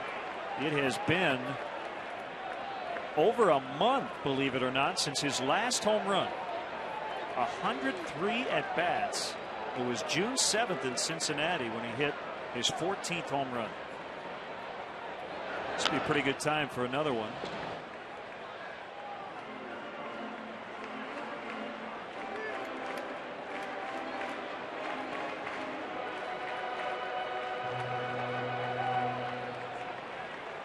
He's going to have to. Carpenter missed with a breaking ball, got a fastball. He's going to have to do it on a breaking ball. I don't think Carpenter will give in with the fastball here. Swing and a miss. Well, teams have figured out that Fonzie likes the heat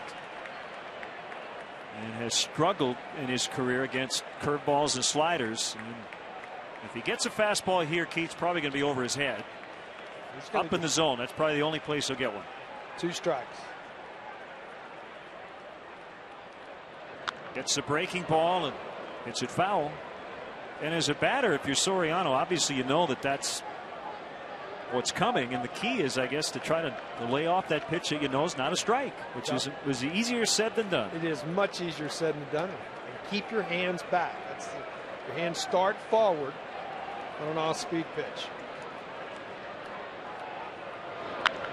And he drives it to left, but another hard hit ball at a defender. Ankiel had that ball knuckle on him, but he makes the catch. Cubs lead 2. They trail 4-3.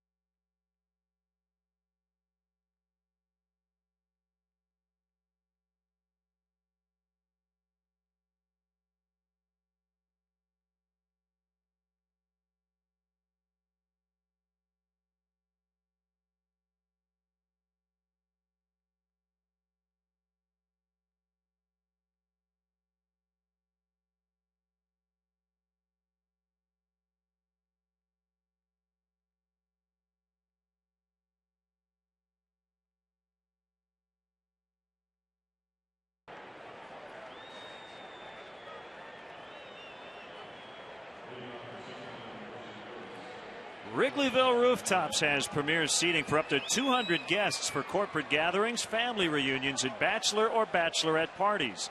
Individual and group tickets are available for all games. For more details, go to WrigleyvilleRooftops.com or call 773-248-ROOF.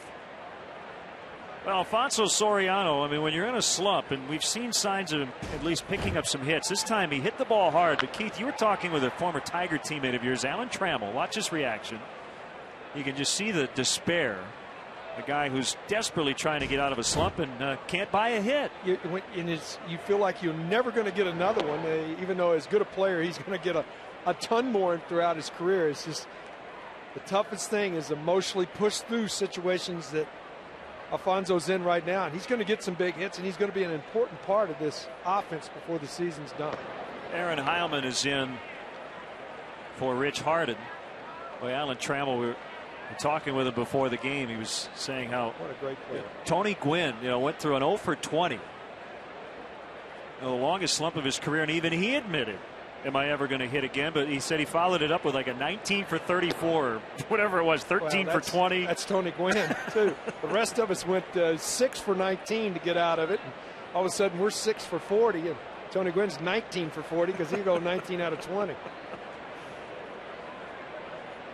Aaron Heilman off to a slow start and walked a lot of people, but done a lot better lately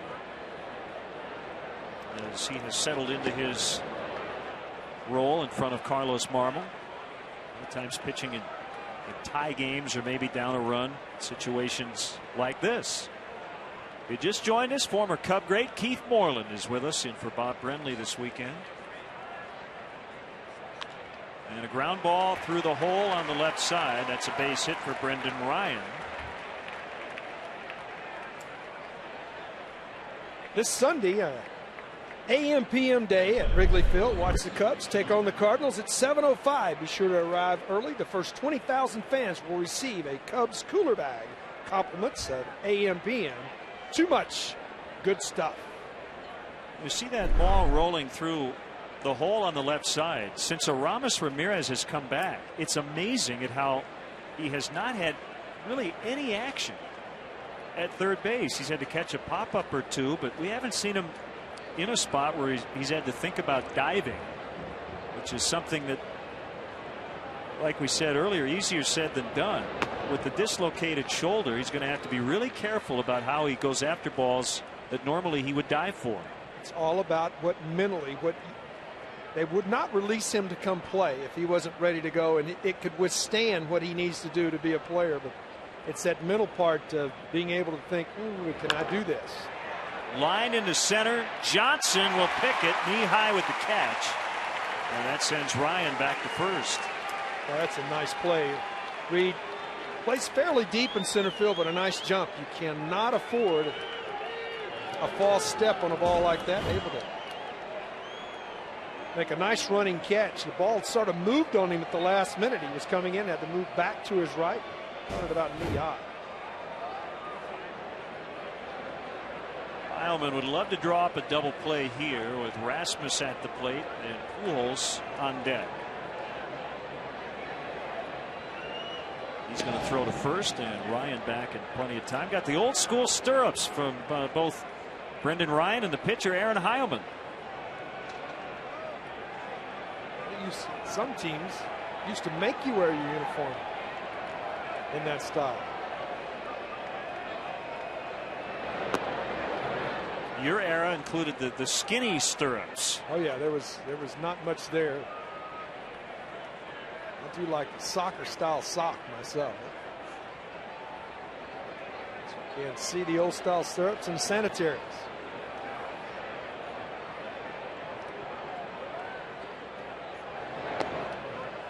It's low. I'm not sure that it's used very often throughout the league.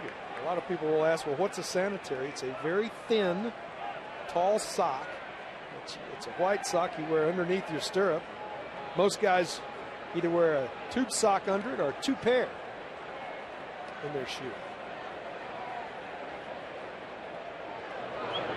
And I hate to give away too many secrets, but some guys don't even wear stirrups. They wear socks that have the stirrups painted on them. Oh, yes. Now, those are real. Those are stirrups with the sanitaries underneath for Reed Johnson. The 3-0 pitch, and that's a strike. And Aaron Heilman cannot afford to walk this guy. Well, those would be the painted on version. Some long johns underneath them, it looks like there. It's not a day where you really need long johns. There are a lot of days here at Wrigley's where you do. Recently, in fact. Fouled back. Good cut by Rasmus. Well, you live in Austin, Texas. He said it's been in the triple digits. Oh, it's 105 there today, I'm sure. Been over 100 degrees most of the month of June and all of July. A very hot, dry summer. Extreme drought in Texas. I would think you'll probably see Ryan off with this pitch here. Chance for maybe a strike him out, throw him out double play.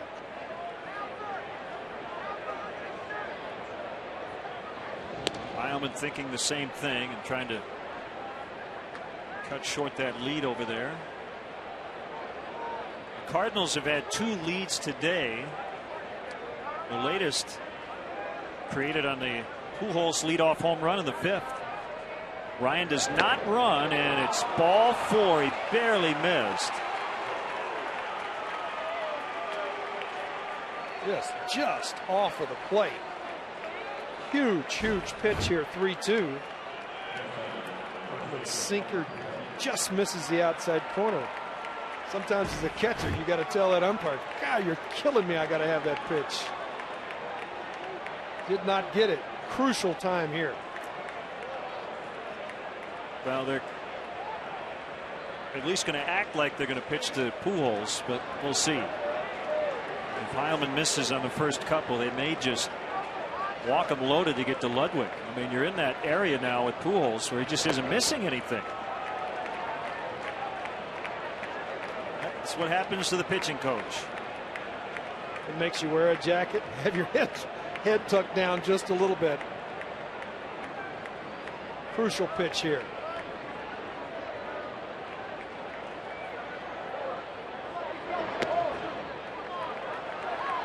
(2-0).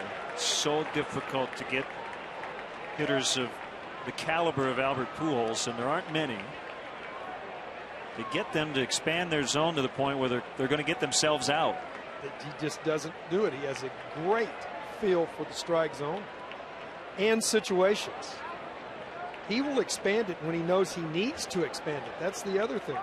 Here with 1 out, he doesn't have to expand it. If he walks, it will load the bases with 1 out.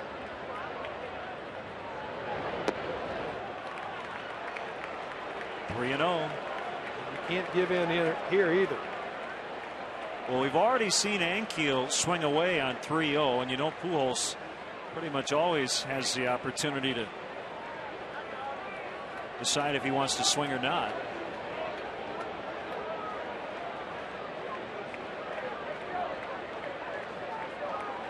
And Hill's now just going to head out and talk about it. Well, Bob and I have this discussion all the time. You know, trying to pitch around a guy like Pujols or previously Barry Bonds, it's so difficult to do it. But you do see managers and pitching coaches at least want to attempt to do it.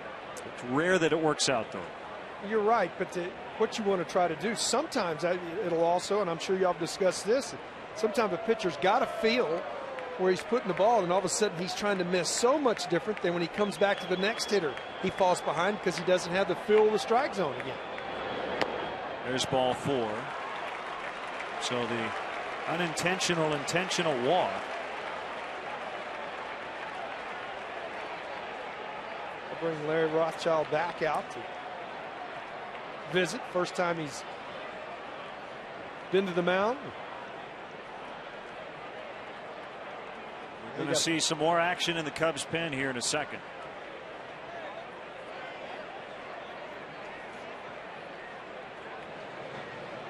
Sean Marshall, a lefty, will get up in the Cub bullpen.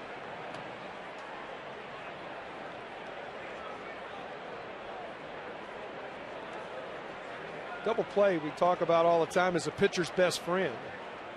Right now the Cubs in dire need of a double play. Wind not as strong as it was earlier, but still a day when runs can come. Well, you could love to be chasing just one at the outside two rather than 3 or 4. Well, it started with Harden, it's now transferred to Heilman. The Cubs pitchers have had to battle through some jams today. And Heilman is in one here. Bases loaded, 1 out. Ryan Ludwig, who's already 2 for 2 with 2 knocked in. Double play depth around. Big swing and a miss. 5 grand slams for the Cardinals already this season. 4 have come off the bat of Albert Pujols. That was a great pitch, though. Tied him up inside with the fastball on the first pitch.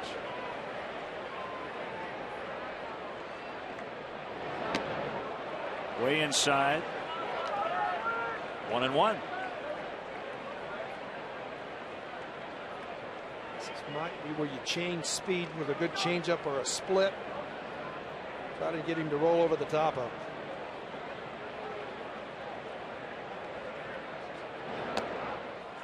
Stays with the fastball. It's 2-1. So he's thrown him 3 heaters.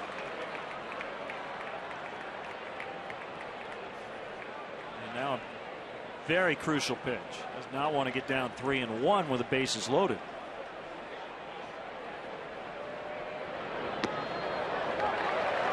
Slider, and a good one. As a hitter, you just can't anticipate that pitch. Comes back with a real nice slider and breaks it to the outside corner.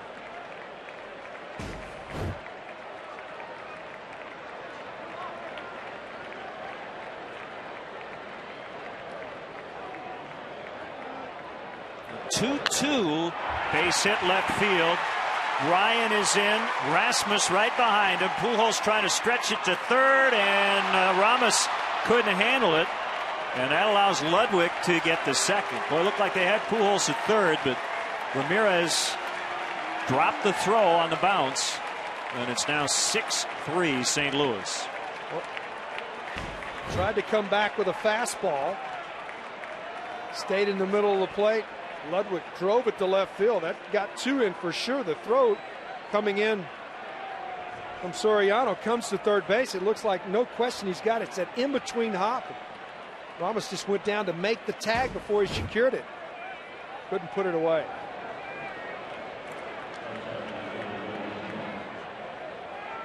While 1-0 on Ankiel. Pitched out on the first one to see if Cardinals might think about a squeeze.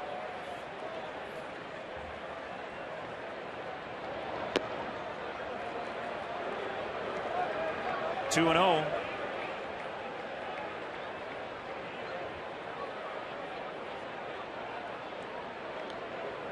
Second time the Cardinals have led by 3. I think you've got to almost walk him here to load the bases. Still 1 out in the inning. They're going to pitch to him. Ankiel has already swung a 3-0 pitch in the ballgame.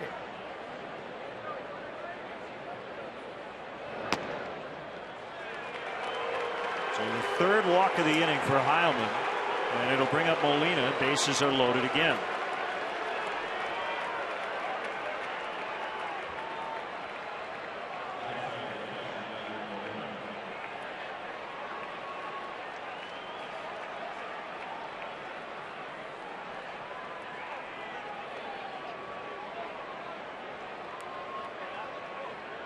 Infield will go to double play depth. Need one here now.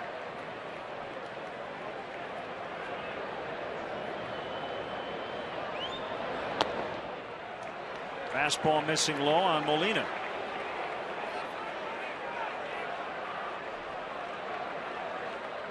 It's hard to defend the base on ball. Sure is. And as we said before, it was a real problem for Heilman early on in the season. Popped up. Terrio goes out. Pujols ready to tag, and an outfield. No, it's dropped by Soriano, and they will get a force at second. But Pujols scores, and it's now 7-3. So Molina will get an RBI and what ends up being a strange fielder's choice. Well, it made sense, Keith, to have the outfielder make the catch, because if Terrio catches it, I think Pujols tries to go, and then Soriano just couldn't haul it in. He just took his eye off at the last minute, caught him in the hill. He knew he was going to have to make a throw. I think you're right. I think Pujols was back to tag. I think it goes as a fielder's choice on the play. Not sure Pujols would have made it. He might have been just trying to fake, but the three players right there together, communication sometimes is difficult. Terrio got out of the way. Soriano just couldn't secure it. Hit him off the heel of his glove, and leads to another run. So a 7-4 fielder's choice and an RBI for Molina, and a ball that should have been caught.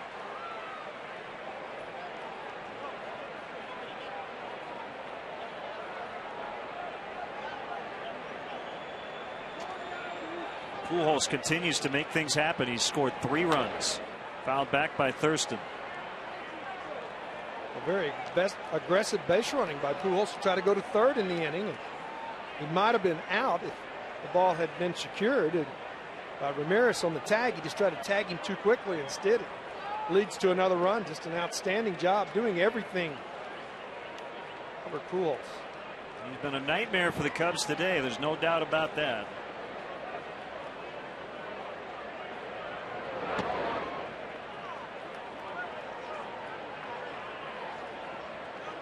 Well, that's the big difference between Pujols and Bonds, is when Bonds would get walked, he was a station-to-station guy at the end of his career. But Albert Pujols is maybe their best base runner, not the fastest, but he takes chances. Molina was going with the 1-2 pitch.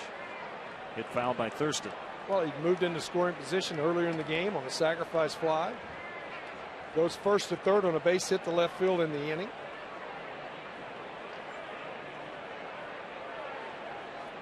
Also will swipe a bat if need be. Okay, Albert, we get it. Yeah, no kidding. You're good. That's behind the batter and allows Ludwig to score. And it's 8-3 on a wild pitch. It's a breaking ball. Starts out at the hitter, Thurston. No chance for Hill. There's not much you can do about that. You're anticipating a breaking ball, but you also lose sight of it there as the left-handed hitter, the plate, goes behind him. You're estimating where it's going to break to. No chance to get the runner at the plate.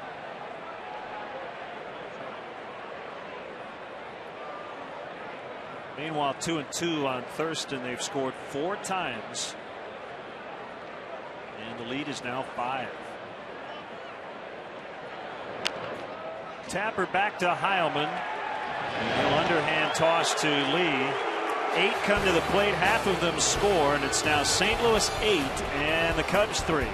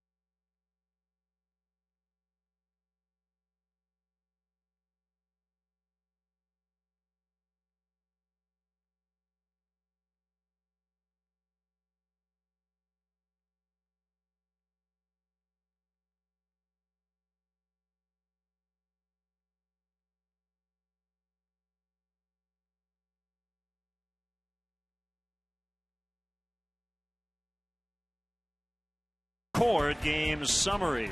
Then the Albert Pujols show today. His 351st career homer. He has scored 3 times. He's been on all 4 times. Derek Lee with his 275th career home run. That tied the game back in the 3rd inning. Visit your Honda dealer. Test drive a 2009 Honda Accord.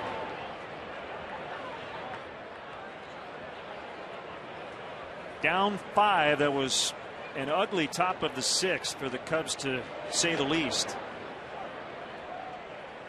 Didn't throw strikes, didn't catch it. Look at the scoreboard from a 3-3 ball game in the bottom of the 4th. Since then, 5 unanswered by the Cardinals. 1 and 2 on Fontenot, Coy Hill, and then a pinch hitter for the Cubs in this inning against Chris Carpenter. Swing and a miss, strike 3. Hasn't struck out a ton today. It's only 4, but he's only walked 1. Done a great job with his pitch count. Hasn't had that great breaking ball that accustomed to seeing Chris Carpenter, but he's done a nice job of spotting his fastball. Well, you hit on something very important early on. Because he's so good with all of his pitches, if one of his breaking balls isn't working, he doesn't have to use it. He battles you. And he can find a way even when he doesn't have his best stuff. Rich Harden battled today. Gave him 4 runs in 5 innings. Jeff Baker is in the on-deck circle.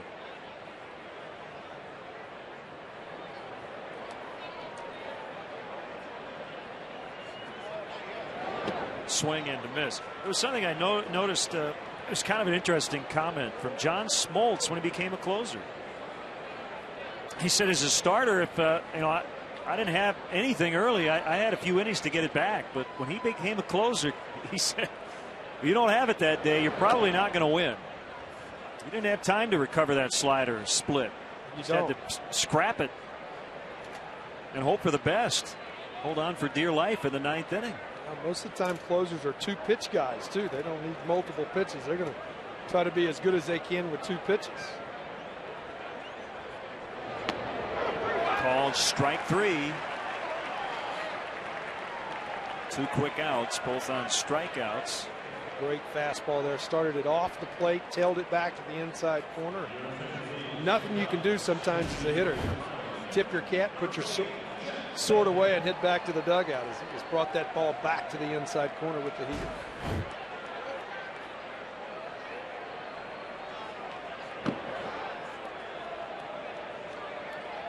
To be honest, I don't know about the mustache of Chris Carpenter as he faces Jeff Baker. Well, it's working. If it's working, he'll keep it. You're right.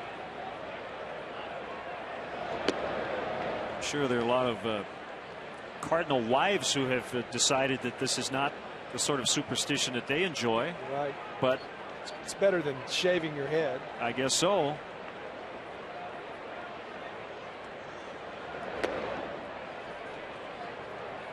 Two and 1. Randy Wolf changed his uniform number. Try to shake things up, and he got the win for the Dodgers last night. His first win in 8 starts. And his quote, Keith, was, "There's not a baseball player that's not superstitious. If they tell you they're not, they're lying."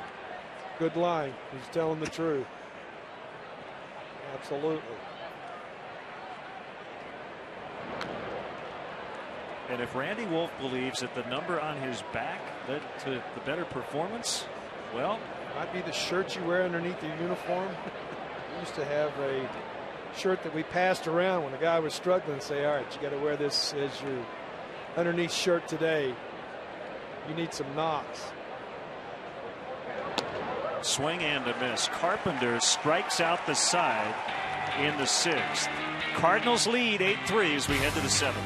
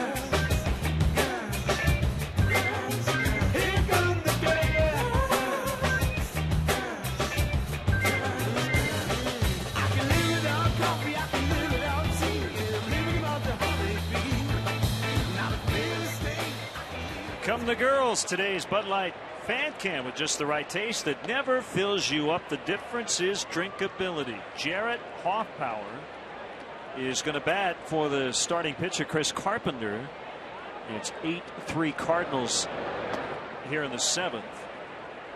Keep getting conflicting reports on whether Jarrett is related to Micah Hoffpower of the Cubs. It says in the Cardinal game notes no relation to Michael. Is Jeff Samardzija now in on the mound. Micah wasn't totally sure. He said maybe a distant relative. But here he is, another Hoffpower in the majors. Jarrett. He's an infielder. Takes a strike. 3-1.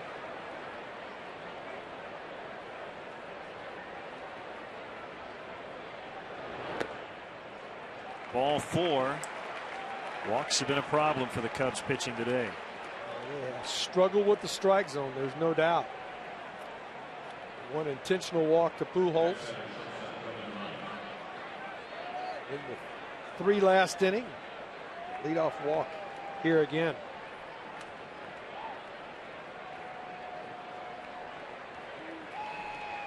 Ryan has reached twice, a walk and a single in 3 trips to the plate.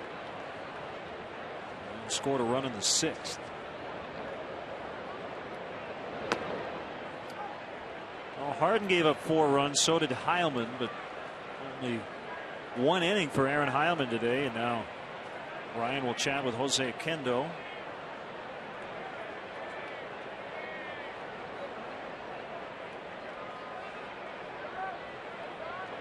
Missed sign, possibly. Tony doesn't look thrilled right now, does he? He did not look thrilled right there.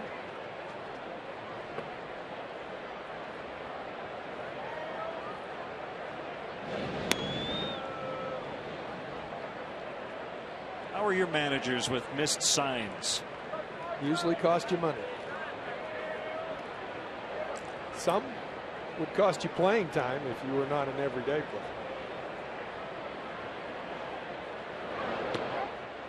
Ryan couldn't pull it back in time. 2 strikes. That was definitely a missed sign because of the fact he turns around and bunts on the next pitch. Definitely La Russa had given the bunt. He did not see it. We'll have another conversation. Al McRae, the hitting coach with La Russa, and Jose Oquendo's already had, I think, 3 separate conversations with one of the Cardinal hitters. 2 in this at bat with Brendan Ryan, who may want to, if he doesn't get this down, go to the other end of the dugout. He does get it down, and Samardzija's throw will go to the second baseman Fontenot, and it's not in time. He bounced the throw, and the Cubs defense has abandoned them. That's a sacrifice for Ryan and an error on Jeff Samardzija. Well, that time Samardzija tried to lob it to first base as he got to the ball, and as he did, Fontenot there had to come off. His left foot came off the bag. Actually, I believe he beat it before his foot came off the bag. We get a chance to see it on the replay. Fontenot trying to keep his foot there and catch it. Boy, tie goes to the runner. Runners at first and second after the sacrifice. I'm not sure if they gave him an E1 on it or not. They did. Sacrifice for Ryan and then the error on Jeff. So that's 2 errors the last 2 innings on the Cubs. And then you had the drop fly ball by Soriano that was not an error because they did get an out. And we know that Lou Piniella is a guy who likes runs, and when his offense is not scoring, even if the team is winning, he's not thrilled.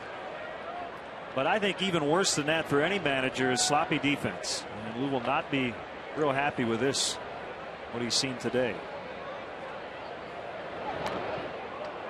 Got a piece of the bat, and it's foul.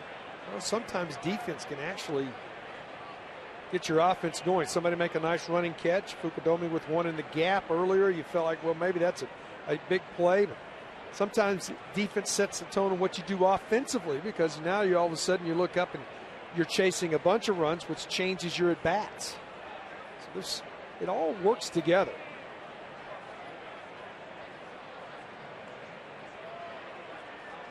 Oh, 0-2. Samardzija needs a strikeout.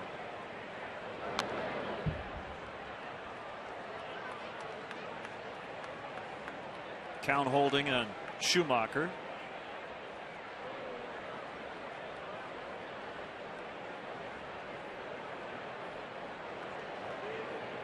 Well, this is a Cardinal offense. It's good enough as it is. They certainly don't need any help. Kicks away and got a shot at first. They're going to get Ryan caught up. And Derek's now going to fire to third. Safe. No, he got him. He overslid the bag. Boy, almost a mistake there by the Cubs as Hoffpauir beat the throw, but he overslid third base, and they do get the out. There are times that Derek Lee, an outstanding first baseman, spent too long running Brendan Ryan back towards second base before he decided to go to third. Sometimes you got to get the out. Time he set his feet, fired to throw. Hoffpauir was by the bag, but when he tried to get back, tagged out. That's a big out. You're right. You were looking for a strikeout, but at least got an out.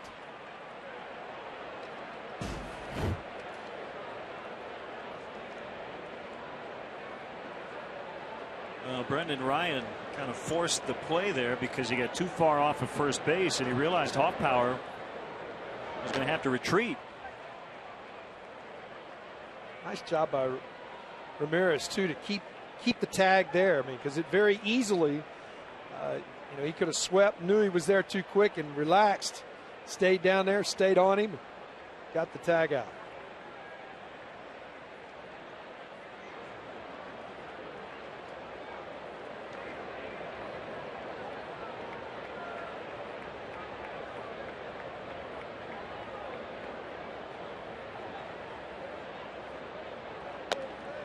Two and two on Schumacher.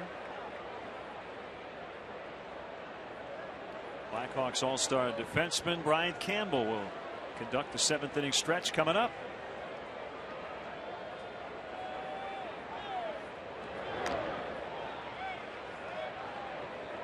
He's got that right color hair, Brian does.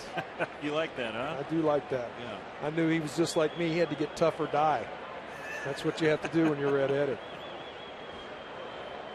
Kindred spirits, Keith Moreland and Brian Campbell.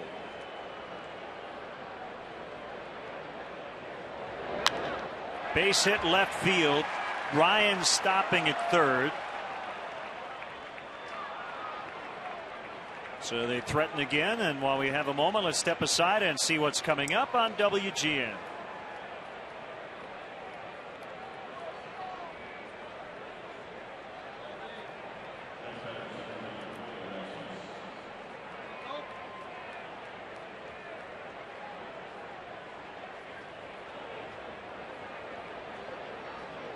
First and third, Erasmus.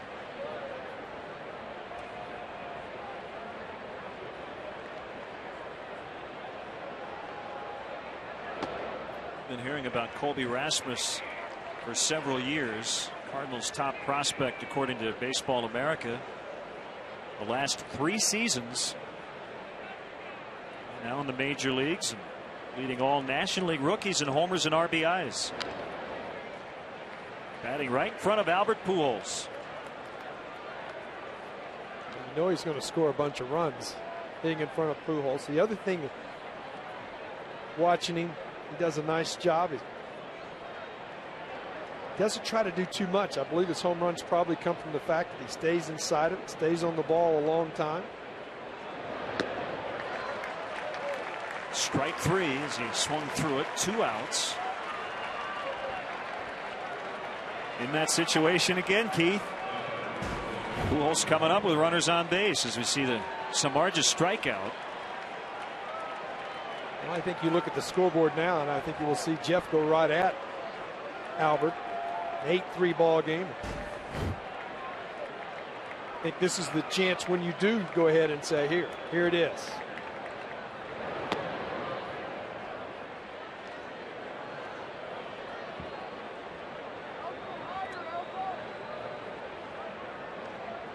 he has only batted one time all day with nobody on base. That was leading off an inning, the 5th, and he hit a go-ahead home run.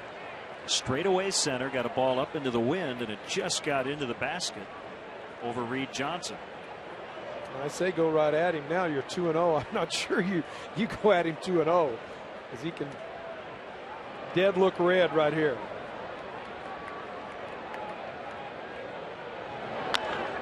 Bounce to third. That backs up Ramirez. Again, a rare chance for him this week, and he throws out Pujols. Here comes Brian Campbell with a stretch. For the ball game is Chicago Blackhawk Brian Campbell. All right, Cubs fans, let's hear you.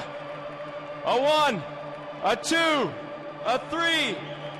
Take me out to the ball game. Take me out to the crowd. Buy me some peanuts and Cracker Jacks. I don't care if I ever get backs, for it's root for the Cubbies. If they don't win, it's a shame, for it's like you're out at the old ball game. Let's get some runs, Cubbies.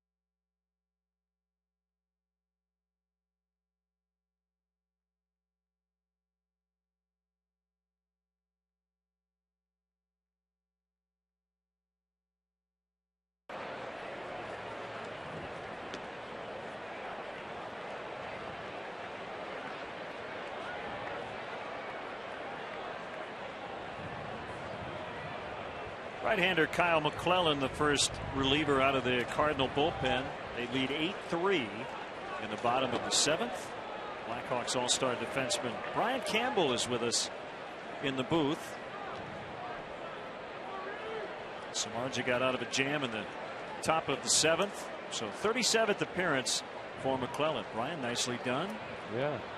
Good to see you. And I was going to say how you're enjoying your offseason, but it's quickly dwindling. Yeah, I've been here in Chicago for a couple weeks. Going to stay another week for the convention next week.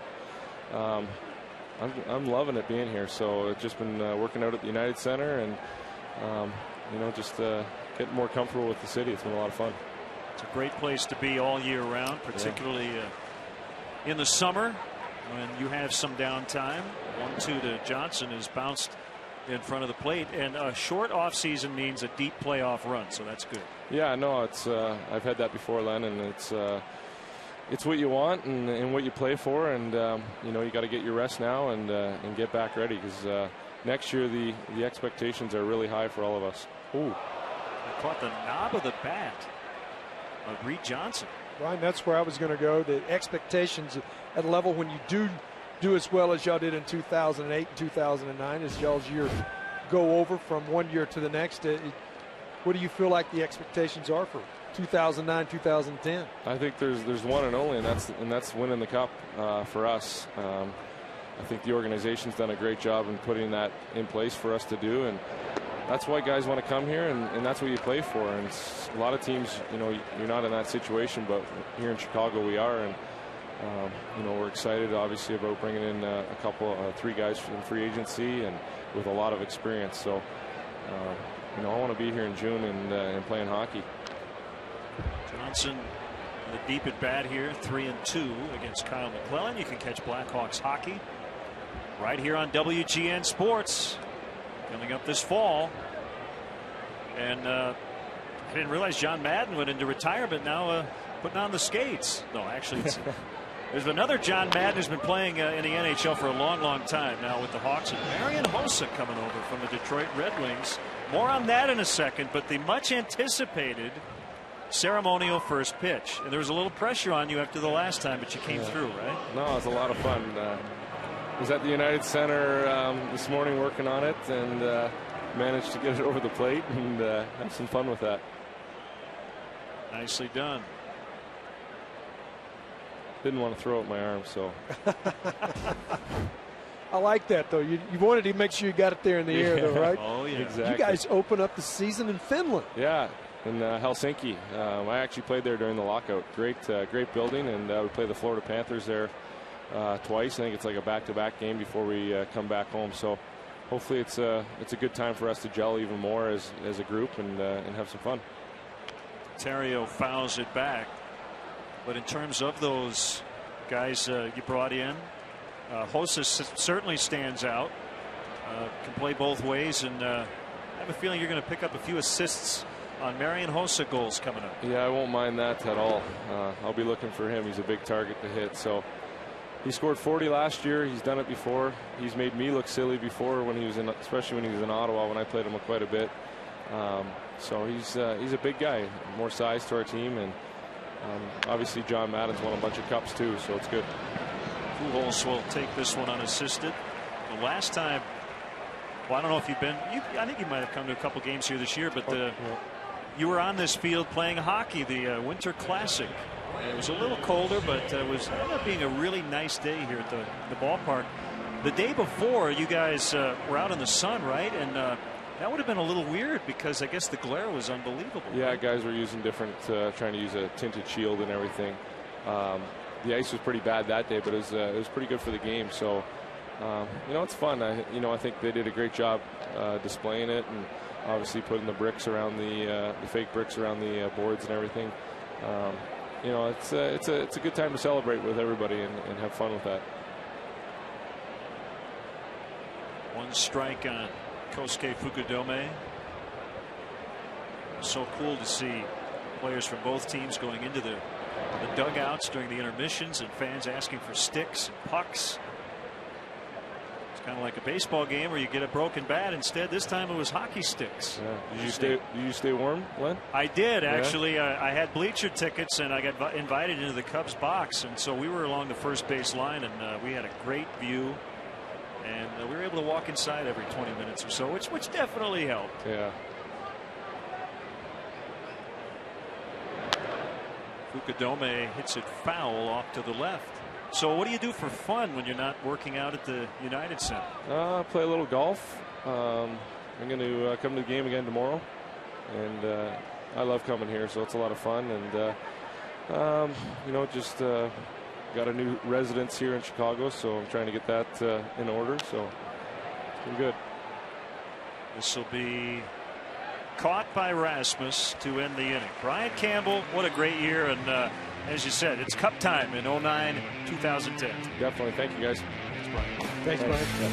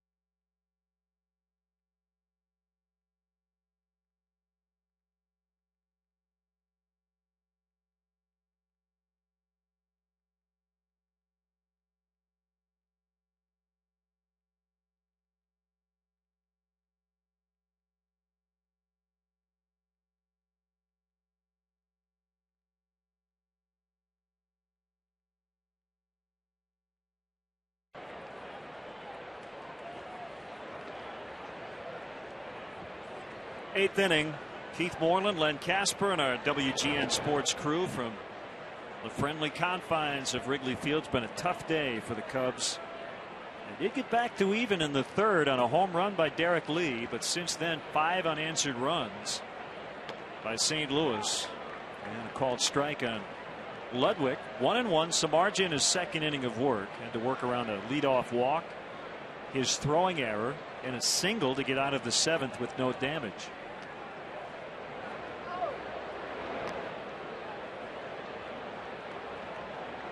Top part of the order, Lynn, has just been magnificent. They've scored 6 of the 8 runs. They have 7 of the 10 hits. It's been fantastic. Been a lot of action as the Cubs pitchers have not yet worked a 1-2-3 inning. Closest was the 4th when Harden worked around a leadoff walk to the pitcher. 3-2 the count.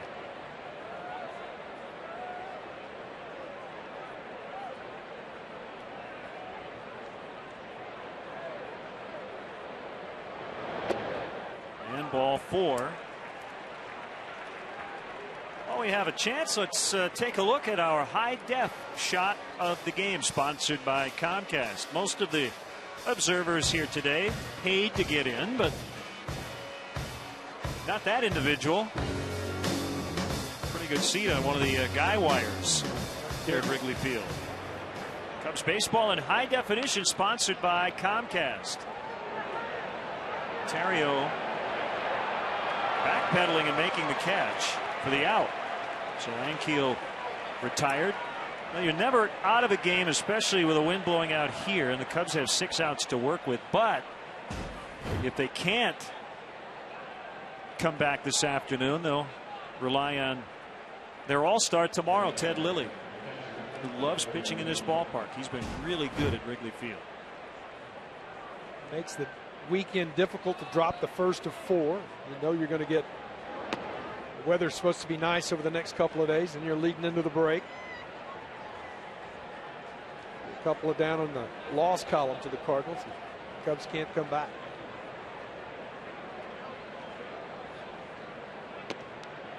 Well, one thing that, and this is my 5th year here, that I love about Cubdom and the passion the fans have for this team is that emotional roller coaster that you go on throughout the 6 months. There's a double play ball. 4-6-3. We'll have more time to get into that in the bottom of the 8th as Samardzija has worked 2 scoreless innings today. 8-3 St. Louis.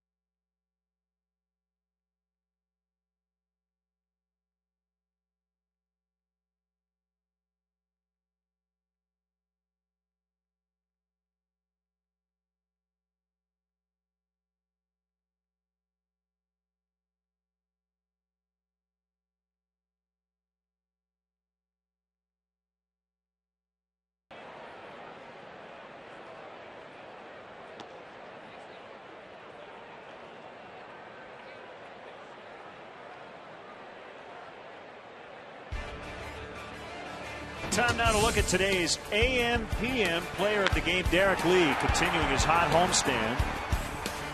with an opposite field game-tying 3-run homer, the only offense, unfortunately, for the Cubs today. But Derek Lee, once again, our AM/PM player of the game. D. Lee, too much good stuff. And he's going to lead off the bottom of the 8th. Cubs turning a double play to end the top of the inning. Yadier Molina barely got out of the batter's box as he kind of conceded that the inning was going to end. He did. Double play was turned. He was not halfway down the line and did not continue. Made a quick right turn. The Cardinal dugout. Jason Mott, hard thrower, is in. A lot going on here with Jason Mott. Our friend Al Hrabosky can relate. He had quite a pre-pitch routine when he closed games in the 70s for the Cardinals. Thanks to Al for joining us during the rain delay. But there's a lot going on here with Jason Mott. He does. He's got a lot of different things he's doing. The interesting one is when he scratches the back of his head after every pitch. This is Ryan looking for some help. He'll get it from Rasmus. And 1 out. Just to finish up the point earlier, Keith, that, you know, again, the passion of Cub fans who ride that roller coaster every single day, they just care so much. But as a player, how does that affect what you do? I mean, well, emotionally, fans want players to care like they do, and they do, but you got to ride that even keel, right? You're right. The better player, the older you get as a player, you understand that the lows are never as low as everybody thinks. This ball hit like a rocket right at the second baseman Schumacher. Again, the Cubs have hit the ball all squared up a few times, but have not been able to get base hits. But getting back, you can't allow the highs to be too high and the lows to be too low. As soon as you do, then it becomes a part of your game, and it affects the way you go about playing the game. Well, they're really getting on Alfonso Soriano. They dropped that fly ball earlier, 0 for 2 at the plate with a walk. And as positive a guy and as fun as Soriano is in the clubhouse, there's no question this has to affect him. And as you know, it's about production here. It's about effort, all those things. And they'll be back on his side when he does something positive. But it's been a while since he's come up with a big hit. And I think the defense is also the reason why people are getting on him. That is fair. So Soriano's going to double here as he slides in safely. Well, sometimes that very well may be the at bat. You never know in this game when one at bat changes, and all of a sudden the next day you come out, you get a hit the first time up tomorrow. It very well could be that could be the mark that changes. You never know in this game. Sometimes we talked about you feel like you're never going to get another base hit. Maybe too little too late in this ball game, but there is tomorrow. That's the great thing about baseball, is there's always tomorrow.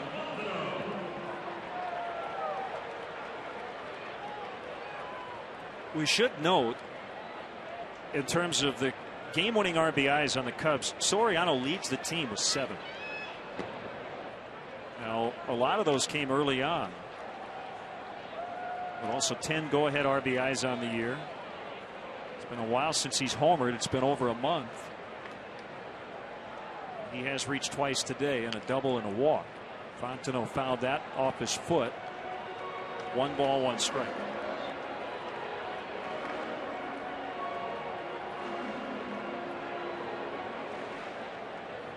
Not anything as a hitter that hurts worse than that right there. Sometimes you'd rather get hit by a pitch than you'd have had to drive one down off the top of your foot. You do not want to step back in the box. You want to do it quickly because the game at times can be slow anyway. Called strike on a fastball. 1-2.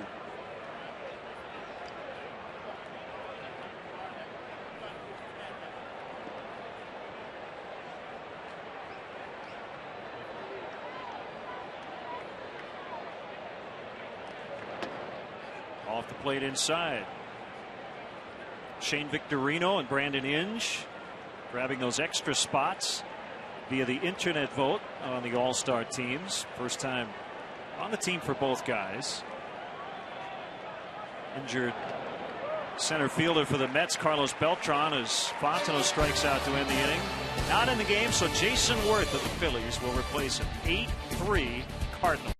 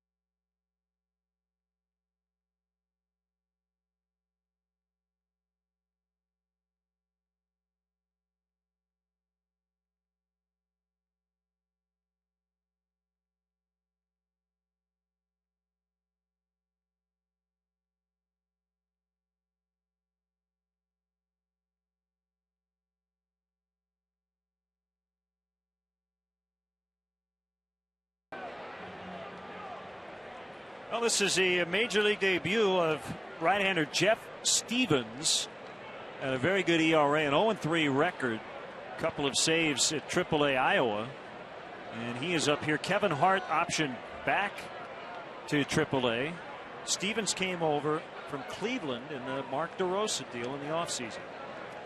It's always the most fun thing to do. Every player that plays Major League Baseball or gets the opportunity remembers that first swing, first at bat, first game. Young man will make his debut as he steps up here in the ninth. The Cubs need 3 outs and need 5 to tie in the bottom. Jeff throws a four-seam fastball. His breaking pitch is a curveball. And he's 1-0 on third baseman Joe Thurston. Chris Duncan will bat for Mott. He's on deck. Stevens, a 6th-round pick of the Cincinnati Reds in 2005 out of Loyola Marymount University. He was born in Berkeley, California. That's driven deep, sending Fukudome out toward the 368, and he makes a grab on the track and on the run. Another nice catch. He's got a good jump, able to get to it. This ball hit well, right on the button. Nice first step. Fukudome with a nice running catch takes away extra bases. First. Here is Chris Duncan as a pinch hitter. Jeffrey Allen Stevens, 25 years old.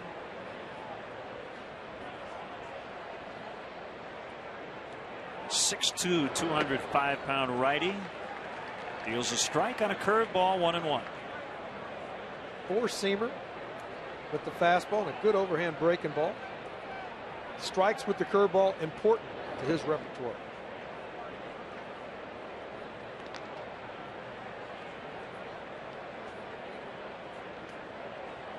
Birds are all lined up. That was in a Hitchcock movie there for a second. Terrio calling and catching. 2 down. They start coming in our booth, then I'll start looking for Alfred. I think we're safe for now. We're safe right now. Hey, Cub fans, Len and Bob's baseball blog has joined ChicagoNow.com. From now on, you can find the same great content from Len and Bob's blog at ChicagoNow.com/Len and Bob, as well as WGNTV.com. I have a post on the blog today. Wanted to get your Keith Moreland memories. We'll talk about on Sunday. His time with the Cubs back in the 80s. Game notes from our friends at Stats Inc. Much, much more. Check it out. WGNTV.com or ChicagoNow.com. And look for the link to Len and Bob's blog. 1-on-1 on Ryan. Skips away from Coy Hill. Cubs are expected to make a roster move tomorrow before the game to replace Giovanni Soto, who will be put on the disabled list with a strained oblique.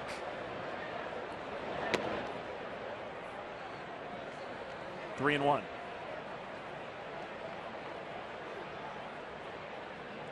Just hadn't been able to get through this injury bug. That's off Stevens, and it kicks to Terrio. Looks like Stevens is all right. It'll go 1-6-3 as he works a 1-2-3 major league debut.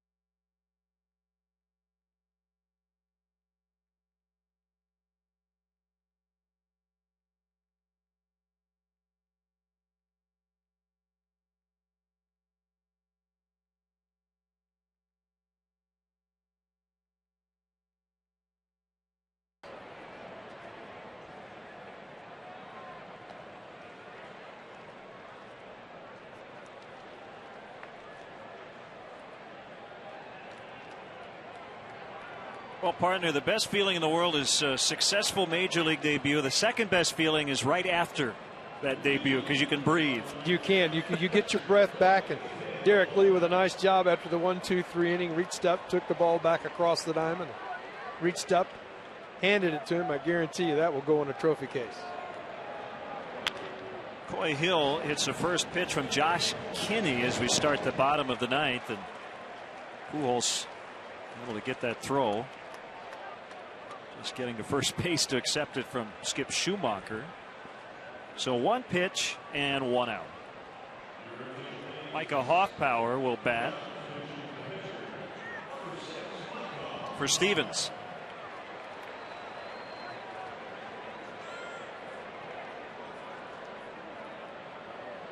A little bit like the Mad Hungarian. It does. Al Roboski. Well, you put Josh Kinney and Bill Hahn, the umpire, in the same game, you'd think you're watching Deadwood. Pulled foul. If I don't get to it on Sunday, I want to ask you today to give us the Cliff's Notes version of Zonk, your nickname. I'm sure a lot of Cub fans out there would like to know how you became Zonk. Obviously, the time that I grew up, the middle Larry Zonk was the best running back. professional football. And in spring training, we used to all hang out at the same place, and it had a water volleyball net, but the net was gone, so we decided to make it a football arena. And you had to dunk the guy with the ball, and they couldn't get me down. So I got a nickname as Zonk. So that's, I often say that you pick the wrong curtain and let's make a deal. But that's not where it came from. Well, everybody in this game has a nickname, and there are worse ones than that, that's for sure. Oh, that's true. Now, was Zonk spelled C-Z-O-N-K or just Z-O-N-K? All right. Phonetically, I like it. That splits the gap for Hoffpower. And he's on his way to second base with a pinch hit double. We saw Jarrett Hoffpower earlier for the Cardinals, and now Micah for the Cubs is in scoring position for Reed Johnson. Nice piece of hitting there. Worked the count well. Got a pitch he can handle. Drove it into the gap. Micah. Got to keep guys ready to go. Pinch hitters are so important. Guys that are not playing regularly, you've got to keep them used to seeing live pitching where they're not surprised when they get in ball games. Using there, he comes up with a nice pinch hit double.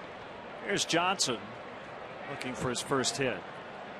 Yeah, Hoffpower learned the ropes in terms of pinch hitting last year from Darrell Ward, who was the Cubs' top left-handed pinch hit specialist for a couple of years. Hardest job in baseball. Take BP 2.5 hours, 2 hours before the game. You don't play for 2.5 hours. Usually you're facing a guy coming out of the bullpen that's a specialist. And all of a sudden, oh, go get us a big hit. Tough job.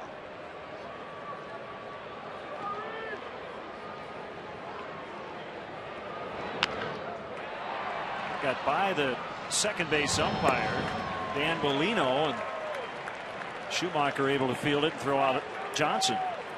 Again, another ball hit right on the button by the Cubs today. You look at it, the Cubs 9 base hits on the day.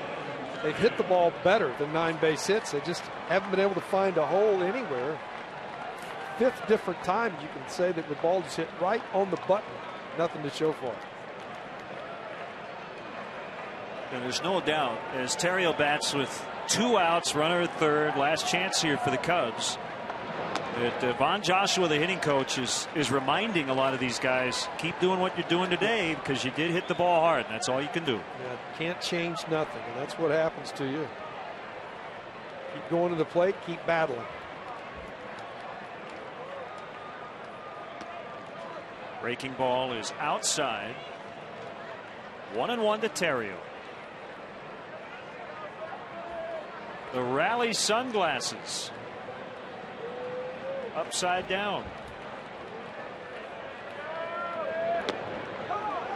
Slider for a strike, 1-2. Cubs down to their final strike. And a tough go against the Cardinals this year. St. Louis holds on. Would make it 7 out of 10 against the Cubs this season. The pitch. Terrio didn't chase. 2-2. Nice job by Molina, though, to keep that ball from getting back to the wall and saving a run. Pitchers understand that big time. That's an earned run. Earned run means dollar bills.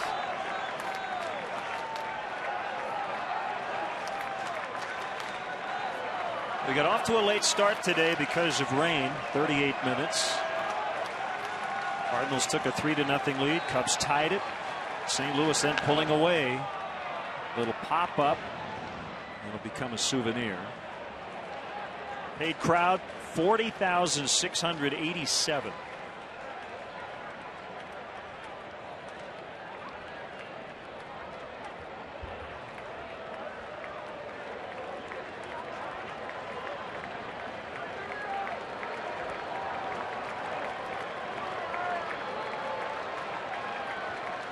Kinney coming back, just missed. 3-2.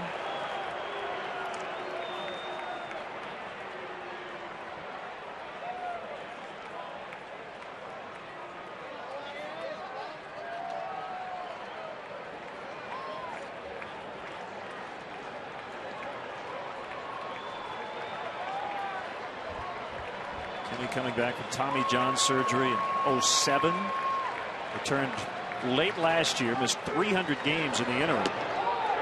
And ball 4, he surrounded the strike zone, but good at bat by Terrio. And the Cubs are still alive. Pucadome coming up. Oh, all of a sudden you look at it, and Tony La Russa out of the dugout on his way to the mound. Pucadome due at the plate, and all of a sudden you just look at it and you go, well, a walk, a bloop, and a blast, and all of a sudden you've got a different game. And La Russa's going to go to the bullpen. So he is going to go to his all-star closer, Ryan Franklin. Not yet a save spot. Team up 5. Tying run still in the dugout.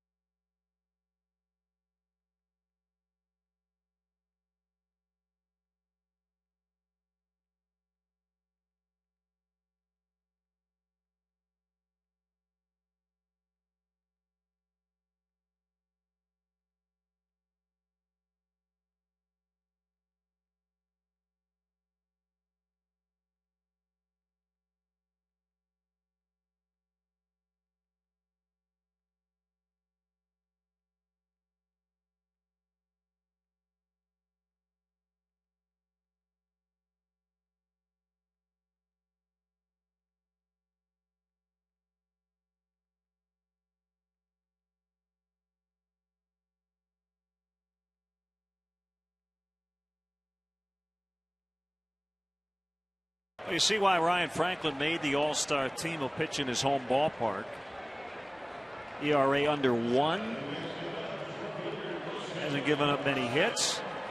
Well, you combine the hits and walks, and still way less than the innings pitched. Yeah, 32 2/3 has been outstanding.